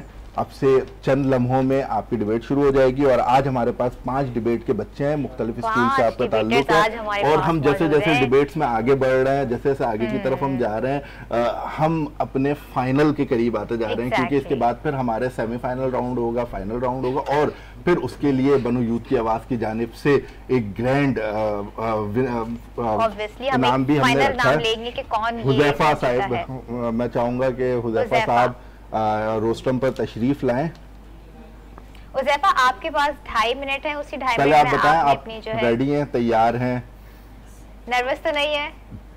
अच्छा, आज मैं आपको ये भी बता दूं कि आज पहला सेमीफाइनल है, ठीक है? आज पहला सेमीफाइनल भी है और हुज़ैफा आपने बहुत अच्छी स्पीच करनी है, आपको पूरा पाकिस्तान इस स्क्रीन से देख रहा है, ठीक है? यहाँ से आपकी आवाज पूरे पाकिस्तान में जाएगी इंशाअल्लाह। और जज साहब आपने भी अपनी कमान संभाल ली है। चलो हुज़ैफा साहब, बिस्मिल्लाह। बिस्मिल्लाहिर्रहमानिर्रहीम। अस्सलाम वालेकुम। आज मुझे जिस मौजू पर लबकुशी करने का मौका मिला है उसका उन्वान है दुनिया की बेहतरीन शख्सियत खातमुल अंबिया हज़रत मोहम्मद मुस्तफ़ा आकाए दो जहां सल्लल्लाहु अलैहि वसल्लम है। जब मैं आकाए दो जहां हज़रत मोहम्मद सल्लल्लाहु अलैहि वसल्लम की ज़िंदगी के बारे में पढ़ता या सुनता हूँ तो यकीन जानिए इन जैसे अजीम की ज़िंदगी में हमारे लिए तमाम किस्म के सबक हैं, ज़िंदगी गुजारने के तरीके हैं। हमारे नबी करीम सल्लल्लाहु अलैहि वसल्लम ने कैसे अपने नहाला के साथ बेहतरीन सलूक किया, रिश्तेदारों के साथ, पड़ोसियों के साथ, साथियों के साथ, हत्ता कि जानवरों के साथ भी हर कदम पे हमें नबी करीम सल्लल्लाहु अलैहि वसल्लम की ज़िंदगी को अपनाना चाहिए। दुनिया में 1,24,000 अंबिया कराम अलैहिस्सलाम तशरीफ़ लाए। हज़रत मोहम्मद सल्लल्लाहु अलैहि वसल्लम हमारे आखिरी नबी है, उनके बाद किसी किस्म का कोई और नया नबी नहीं आएगा। हज़रत ईसा अलैहिस्सलाम इस दुनिया में तशरीफ़ लाएंगे मगर वो शरीयत मोहम्मदी की पैरवी करेंगे। बेशक बेशक। आखिर में मैं अपनी तकरीर का अख्तिताम इस शेर से करना चाहूँगा कि मोहम्मद से वफा तूने तो हम तेरे हैं, कि मोहम्मद से वफा तूने तो हम तेरे हैं, ये जहाँ चीज़ है क्या लोह कलम। माशाल्लाह, बहुत जबरदस्त कॉन्फिडेंस था आपका। अपने अगले कंटेस्टेंट को मैं बुलाना चाहूंगी, महारोज, जिनका नाम है। महारोज को प्रोग्राम में वेलकम करेंगे। महारोज, आपके पास भी 2.5 मिनट है सिर्फ अपनी स्पीच को सम अप करने के लिए। आप तो अपना नाम नहीं बताना है, अब बस डायरेक्ट स्पीच शुरू करनी है और आप सेकंड कंटेस्टेंट है इस सेमीफाइनल की। किसी का खेल कोई घर उजाड़ सकता है।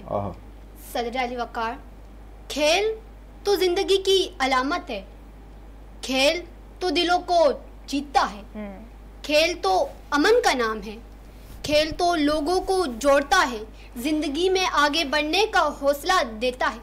लेकिन जो खेल किसी का घर ही उजाड़ दे, माँ से उसका लख्ते जिगर ही छीन ले, बहनों से उनका भाई जुदा कर दे, तो क्या इसे खेल कहा जा सकता है?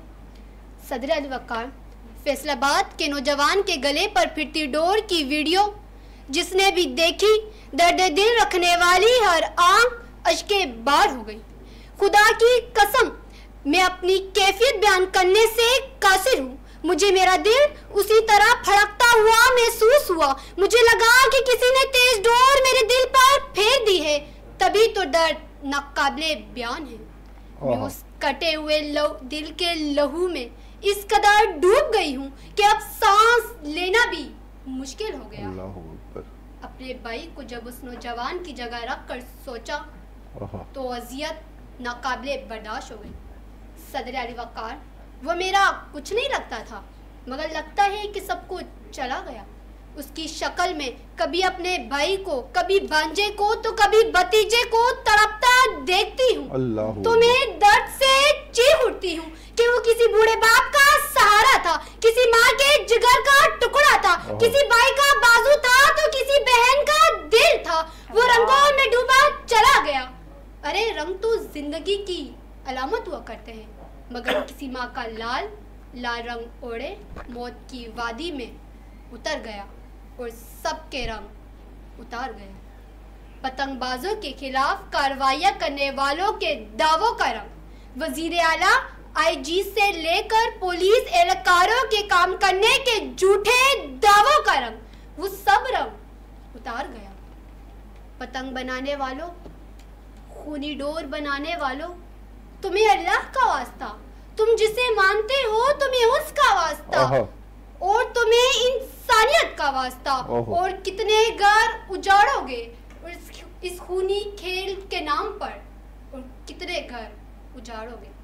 बहुत खूबसूरत अंदाज में लाहौर में जो भी वाकया हुआ है उसकी तरफ मारूज इशारा कर रही थी। अगले कंटेस्टेंट को हम बुलाएंगे क्योंकि आज 5 हमारे पास डिबेटर्स हैं। अलीशा को मैं दावत देना चाहूंगी। अलीशा आप आइए और आपकी तकरीर का टाइम भी सिर्फ 2.5 मिनट है, आपने भी 2.5 मिनट और आप इस सेमीफाइनल की 3rd कंटेस्टेंट है। आपने अपना नाम नहीं बताना, स्कूल का नाम नहीं बताना, तकरीर शुरू करें। नमाज को अरबी में सलाह कहते हैं। नमाज जन्नत की कुंजी है। नमाज दीन का सुतून है। नमाज हमारे प्यारे नबी करीम सल्लल्लाहु अलैहि वसल्लम की आंखों की ठंडक है। नमाज अंधेरी कब्र का चिराग है। नमाज हमें सीधी राह दिखाती है। नमाज बुराइयों से बचने का जरिया है। अल्लाह ताला का इरशाद है, और नमाज कायम करो और ज़कात दो और रुकू करो रुकू करने वालों के साथ। नबी अकरम सल्लल्लाहु अलैहि वसल्लम ने फरमाया, खड़े होकर नमाज पढ़ो, अगर इसकी ताकत ना हो तो बैठ कर नमाज पढ़ो, और अगर इसकी भी ताकत ना हो तो लेट कर नमाज पढ़ो, और अगर इसकी भी ताकत ना हो तो इशारों से नमाज पढ़ो। मगर नमाज की माफी नहीं है। अगर नमाज की माफी होती तो करबला में हजरत इमाम हुसैन रज़ियल्लाहु अन्हु और उनके साथियों के लिए होती। अगर नमाज की माफी होती तो जंगों में होती, मगर नमाज की माफी नहीं है। अगर नमाज की माफी होती तो जंगों में होती, मगर नमाज की माफी नहीं है। इससे हमें मालूम हुआ कि नमाज की बहुत ज्यादा अहमियत है। अल्लाह ताला हम सबको नमाज पढ़ने की तौफीक अता फरमाए। आमीन। शुक्रिया। बहुत खूबसूरत अंदाज में अलीशा अपनी तकरीर मुकम्मल की अलीशा ने। और हमारे पास चौथे कंटेस्टेंट को बुलाना चाहूंगी। कायनात है जिनका नाम। कायनात, आपके पास भी जो है 2.5 मिनट का वक्त है और बहुत ही क्यूट सी डिबेटर और वो नबियों में रहमत लकब पाने वाला, मुरादे गरीबों की पल लाने वाला, मुसीबत ने घेरों की काम आने वाला, वो अपने प्राय का गम खाने वाला। जनाब सर, हमारा रब रब्बुल आलमीन है, तो हमारा नबी रहमतुल आलमीन है। वो रहमतुल आलमीन है जिसके आने से पहले दुनिया बेरोनक थी, हर जगह अंधेरा था, चांद तारे बेनूर थे, फिर वस्ती आ गई जिसका इंतजार था। सर अफजल मोहम्मद सल्लल्लाहु अलैहि वसल्लम पूरी दुनिया के लिए रहमत बना के भेजेंगे। सर हमारे नबी ने तो उन तभी रहम से जिन्होंने आपको कंकर मारे, हिजरत में मजबूर किया, आप पे कूड़ा फेंका, आपके प्यारे चचा को शहीद किया। सर फिर दुनिया हमारे नबी को लकब रहमत क्यों ना दे? आप तो वो है जिन्होंने माँ की खिदमत में जन्नत रखी, यतीमों के सर पे हाथ रखा, बेटे को जिगर का टुकड़ा इकराया। सर फिर मैं क्यों ना कहूँ हमारा नबी रहमतुल आलमीन है। माशाअल्लाह बहुत खूबसूरत अंदाज में इतनी एक्साइटेड थी कि मैं समझता हूँ इस उम्र में इतना कॉन्फिडेंस, इतना टैलेंट, ये दोनों यूथ की आवाज का ही खासा है भाई। एक होता है ना दिल खुश कर देता वाली सिचुएशन थी कायनात को देखकर। जी असमत को मैं बुलाना चाहूंगी, हमारी लास्ट कंटेस्टेंट असमत। और ये भी एक नन्ही मुन्नी सी शहजादी है। हम चाहेंगे कि हम उसके लिए जो है हम इंतजाम करें। और मैं चाहूंगा शान साहब इतनी देर में मैं आपसे कुछ बात करना चाहूंगा। इतने नन्हे मुन्ने बच्चे और इनका कॉन्फिडेंस आप देख रहे हैं माशाल्लाह इन्होंने बहुत बेहतरीन तकरीर की। जैसे कि मैंने पहले भी कहा था कि इस उम्र में तो हम सही से बोल नहीं पाते, और माशाल्लाह इतने लोगों के सामने और ये करना काफी मुश्किल रहता है। और आपको फिर इन बच्चों का मुस्तकबिल क्या लग रहा है आगे? इन बच्चों का मुस्तकबिल तो माशाल्लाह बहुत ही रोशन देख रहा है, क्योंकि बनो यूथ की आवाज का ये खासा है जिशान साहब। बनो यूथ की आवाज ऐसे टैलेंट को गाहे मौका दे रहा होता है, वरना पता ही नहीं चलता लोगों को कि इन नन्हे मुन्ने फरिश्तों में इतना टैलेंट भरा हुआ है। बिल्कुल ठीक कहा आपने। और मौजू आप देख रहे हैं किस खूबसूरत अंदाज में बॉडी लैंग्वेज आप बच्चों का चेक कर रहे हैं। उम्र में आप ये देखिए तैमूर, ये टैलेंट है। तो जब मैं समझता हूँ ये बच्चे जब अपनी जवानी की दहलीज पर जाएंगे और ये बच्चे उससे आगे जब असेंबलीज तक जाएंगे या दूसरी जगहों पे तकरीर करेंगे तो उनका कॉन्फिडेंस लेवल ही अलग होगा। हम आते हैं असमत के ऊपर। ताला ने रमजान करीम को तमाम महीनों में अफजल शुमार किया है माशाअल्लाह। चूँकि रमजान करीम में रोजे से मुराद जल जाना है, क्योंकि इसमें हमारे गुनाहों को जलाया जाता है। हम जैसे रोजा रखते हैं अल्लाह ताला अपने फरिश्तों से कहकर हमारे गुनाहों को जलाकर खत्म कर देता है, और आखिर रोजे अल्लाह ताला अपने गुनाहगार बंदों को इस तरह पाक साफ कर देता है जिस तरह वो अभी अभी इस दुनिया में आया हो। ये रहमतों और बरकतों वाला महीना रोजेदार के बातिन को पाक साफ कर देता है। इस महीने में मुसलमान रोजे की हालत में मुशक्कत उठाता है, चाहे वो कोई मजदूरी हो जो इसके हलाल कमाने के लिए सूरज की तपिश को बर्दाश्त करता है और इसका मकसद सिर्फ और सिर्फ अल्लाह की रजा हासिल करना है। सदर अल वक़ार इसी तरह एक खातूने खाना जो रोजे की हालत में तरह तरह के खाने पकाकर दस्तरखान पर सजाती है और एक रोजेदार के सामने तरह तरह के खाने होने के बावजूद वो खुद को पाबंद किए हुए है और एक रोजेदार के इसी जज्बा इबादी ने सूरज की तपिश को ठंडा कर दिया। फरिश्ते के रंग है परवरदिगार, फरिश्ते के रंग है परवरदिगार, सूरज शिकस्त खा गया है रोजेदार। वाह वाह वाह वाह माशाअल्लाह, बहुत अच्छा। और अंदर इस टैलेंट को देखकर हमारे पास फरमाइश आई है, हमारे ऑडियंस से फरमाइश आई है, हमें फीडबैक मिला है सोशल मीडिया में कि आपने जो कायनात से स्पीच कराई तो दोबारा करवाई। तो हम चाहेंगे कि आप हमारी पुरजोर इसरार पर, ये पहली दफा बनो यूथ की आवाज के प्लेटफॉर्म से हो रहा है कि एक तकरीर दोबारा ऑडियंस की पुरजोर फरमाइश पर कराई जा रही है। कायनात साहिबा, पाने वाला, मुरादे गरीबों की बल लाने वाला, मुसीबत में घेरों के काम आने वाला, वो अपने प्राय का गम खाने वाला। जनाब सर जी, हमारा रब रब्बुल आलमीन है, तो हमारा नबी रहमतुल लिल आलमीन है। वो रहमतुल लिल आलमीन है जिसके आने से पहले दुनिया बेरोना थी, हर जगह अंधेरा था, चांद तारे बेनूर थे, रोशनी आ गई जिसको इंतजार था। जैसा अज़राइल मोहम्मद सल्लल्लाहु अलैहि वसल्लम पूरी दुनिया के रहमत बना के भेजेंगे। जैसा हमारे नबी ने तो उन पे भी रहमत से जिन्होंने आपको कंकड़ मारे, हिजरत में मजबूर किया, आपके चचा को शहीद किया, आपने पूरा बेगा। तो मैं क्यों ना कहूँ हमारा नबी रज़ुल आलमीन है। शुक्रिया। अरे वाह, बहुत खूबसूरत अंदाज में तकरीर की कायनात साहिबा ने। हमारे जजेस के लिए तो मैं कहूंगी बड़ा ही आज तो बहुत टफ इम्तिहान है। तो निशान साहब, जितनी देर में आप रिजल्ट कंपाइल कर रहे हैं, हम चलते हैं हमारे एक और मेहमान मोहम्मद इस्लाम साहब की जानिब। सर, बनो यूथ की आवाज का ये खासा है कि ये ऐसे नन्हे मुन्ने टैलेंट को यहाँ पे मौका देता है, क्या कहेंगे आप? जी बिल्कुल, सबसे पहले मैं इन बच्चों के बारे में कहना चाहूँगा कि जिस तरह से इन्होंने स्पीचेस डिलीवर की, बहुत ही आला आउटस्टैंडिंग के, स्पेशली कायनात और आसमान, छोटा बम बड़ा धमाका, उन्होंने बहुत ही जोश और खरोश से स्पीचेस की। और मैं मैसेज देना चाहूँगा कि जिस तरह बनो यूथ की आवाज़ प्लेटफॉर्म मुहैया कर रही है, इन्हें हमें इनसे फ़ायदा उठाना चाहिए। We should take the advantages of that और हमें इनसे फ़ायदा उठाना चाहिए और यहाँ पर आकर हमें अपना टैलेंट दूसरों को दिखाना चाहिए। जिस तरह बनो यूथ की आवाज़ पूरे पाकिस्तान में टैलेंट दिखा रही है, तो आप सबसे ज़्यादातर आएँ और इससे फ़ायदा उठाएं। जरा नम हो तो ये मिट्टी बड़ी जरखेज है। निशान साहब, बड़ा मुश्किल है आज। मैं आपसे ये तो नहीं कहूँगा इस तकरीर के मुतालिक आप गुफ्तगू करें, लेकिन आज आपको कैसा लगा, बस अपने दिल का हाल बता दें। आज की तकरीरें देखकर अल्फाज नहीं लग रहे मुझे, निशान साहब का चेहरा बता रहा है। बिल्कुल जी, आज ऐसे है कि अल्फाज ही खत्म हो गए, इतने नन्हे छोटे, इवन तो डांस तक नहीं मैं इसके बारे एक बात करना चाहूँगा कि अगर आप मुझे यहाँ पे बुलाएं और बोले डाइस पे कुछ बोलें, तो जितना साइज है ना डाइस का, तो मेरा तो ऊपर ही हूँ, मैं नजर भी आऊंगा लेकिन मैं छुप जाऊंगा, मैं बोल नहीं सकता। और ऐसे बच्चे जिनके लिए डाइस बड़ी है, उनको उन्होंने ये साबित कर दी कि इसके लिए डाइस छोटी है, जगह करके खड़े हो गए। एक चीज है सर, अगर आप किसी मोबाइल पे वीडियो बनाते हैं, एक तो ये होता है रटा हुआ, चलो घर में आपके साथ फैमिली, आप वहाँ सब चीज बोल रहे हैं, एक सिंपल बात है। अगर घर बाहर दो आदमी के सामने भी अगर आप मोबाइल रख के किसी को कहें कि स्पीच दें, सीखा हुआ बंदा भी जो है उसको भूल जाता है। मैं कहता हूँ कि आज अगर ये 10-12 बंदों में, तो हजारों बंदों में इंशाल्लाह ये स्पीच देने के लिए तैयार। रिजल्ट फाइनल हो गए हैं, रिजल्ट हो चुके हैं। जैसे कि आपने पहले ही बताया कि आज हमारा फर्स्ट सेमीफाइनल का राउंड था और इंशाल्लाह कल सेकंड होगा। तो आज से हमारे 3 कंसिस्टेंट जो है ना ये सेलेक्ट होंगे और फिर कल के राउंड से 3 होंगे। तो वो 3 आपने कंपाइल कर लिए? जी 3 कंपाइल हो चुके हैं। आज आप ही बता दें। जी सही है, बता।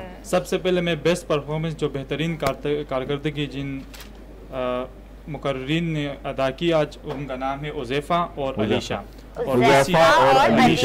Congratulations both of you. और इसी के साथ जो तीसरी पोजीशन आज की तकरीर जिन्होंने हासिल किए, उनका नाम है असमत। असमत, बहुत बेहतरीन आप तीनों को बहुत बहुत मुबारक हो। असमत तीसरी पोजीशन, दूसरी पोजीशन कायनात और पहली पोजीशन महारोज। पहली पोजीशन महारोज, दूसरी पोजीशन कायनात और तीसरी पोजीशन असमत। तो ये तीन फिर हमारे साथ जी, ये इंशाल्लाह नेक्स्ट राउंड में यानी फाइनल में कल 3 होंगे तो फिर फाइनल में। लेकिन बहुत खूबसूरत अंदाज में तीनों तकरीरें की और इस उम्र में यहाँ पे डाइज में आके खड़े होकर बात कर लेना ही बड़ी बात है अंबर। और ये बनो यूथ की आवाज का खासा रहा है और पूरे जितनी भी ट्रांसमिशन होती हैं उस ट्रांसमिशन को सजाने के लिए बनो यूथ की आवाज के टैलेंट को शोकास करने के लिए हमारे साथ हमारे स्पॉन्सर्स खासतौर पर, क्योंकि हमारे स्पॉन्सर्स भी इन बच्चों से मुतासिर हैं। वो कहते हैं कि जब बनो यूथ की आवाज इतने अच्छे अच्छे टैलेंट को मीडिया पे लाकर दिखा रहा है तो हम भी इसको सपोर्ट करेंगे। तो हम अपने तमाम स्पॉन्सर्स का शुक्रिया अदा करना चाहेंगे, खासतौर पर पावरफुल ZK का, एम्स का, कि जिनका दावा है वो 20,000 पर मंथ पे हर फैमिली को आज के इस मुश्किल दौर में घर प्रोवाइड कर रहे हैं। वो आसानी किस्तें पूरी कर लें और उस दौरान वो अपना घर बनाकर वहां पर रह भी सकते हैं, उनको अपनी छत प्रोवाइड करें। तो एम्स का बहुत शुक्रिया। रेजमीन फूड का, और रेजमीन फूड के बारे में मैं बताना चाहूंगा अंबर, आपने इसको हम अपने घर में भी इस्तेमाल कर रहे हैं रेजमीन फूड को, और माशाल्लाह सॉस है ये, और फिर उसके अलावा डिफरेंट प्रोडक्ट्स है हमारे पास यहाँ पर। रेजमीन फूड की चिली सॉस है हमारे पास, और यहाँ पर हमारे पास एक ये खास प्रोडक्ट रेजमीन फूड की खास तौर पर क्रीम स्टाइल कॉक। तो मैं चाहूंगा कि रेजमीन फूड वाले Pakistani made in Pakistan brand है, इसको आप अपने घरों में इस्तेमाल करें और आपको इंशाल्लाह इसका बहुत अच्छा रिजल्ट भी मिलेगा। और खास तौर पर Al Syed real estate and developers का शुक्रिया, नेल्सन पेंट्स का शुक्रिया, आप तमाम का शुक्रिया, और खास तौर पर राशिद साहब आपका शुक्रिया, हमारे जजेस इस्लाम साहब, जिशान साहब, आप दोनों का शुक्रिया, हमारे रेगुलर पैनलिस्ट अतीकुर रहमान साहब और अदनान साहब आपका शुक्रिया, और खास तौर पर नाज़रीन आपका शुक्रिया कि आप इस सेगमेंट को पसंद कर रहे हैं, आप इन नन्हे मुन्ने बच्चों को पसंद कर रहे हैं, यहाँ पर होने वाली यूथ के मुतालिक गुफ्तगू को पसंद कर रहे हैं। इसी के साथ कल कुछ और बच्चों के साथ, कुछ और मेहमानों के साथ आपकी खिदमत में एक दफा फिर हाजिर होंगे। अपने मेजबान तैमूर अकरम साहिबा को इजाजत दीजिए। अस्सलाम वालेकुम व रहमतुल्लाह।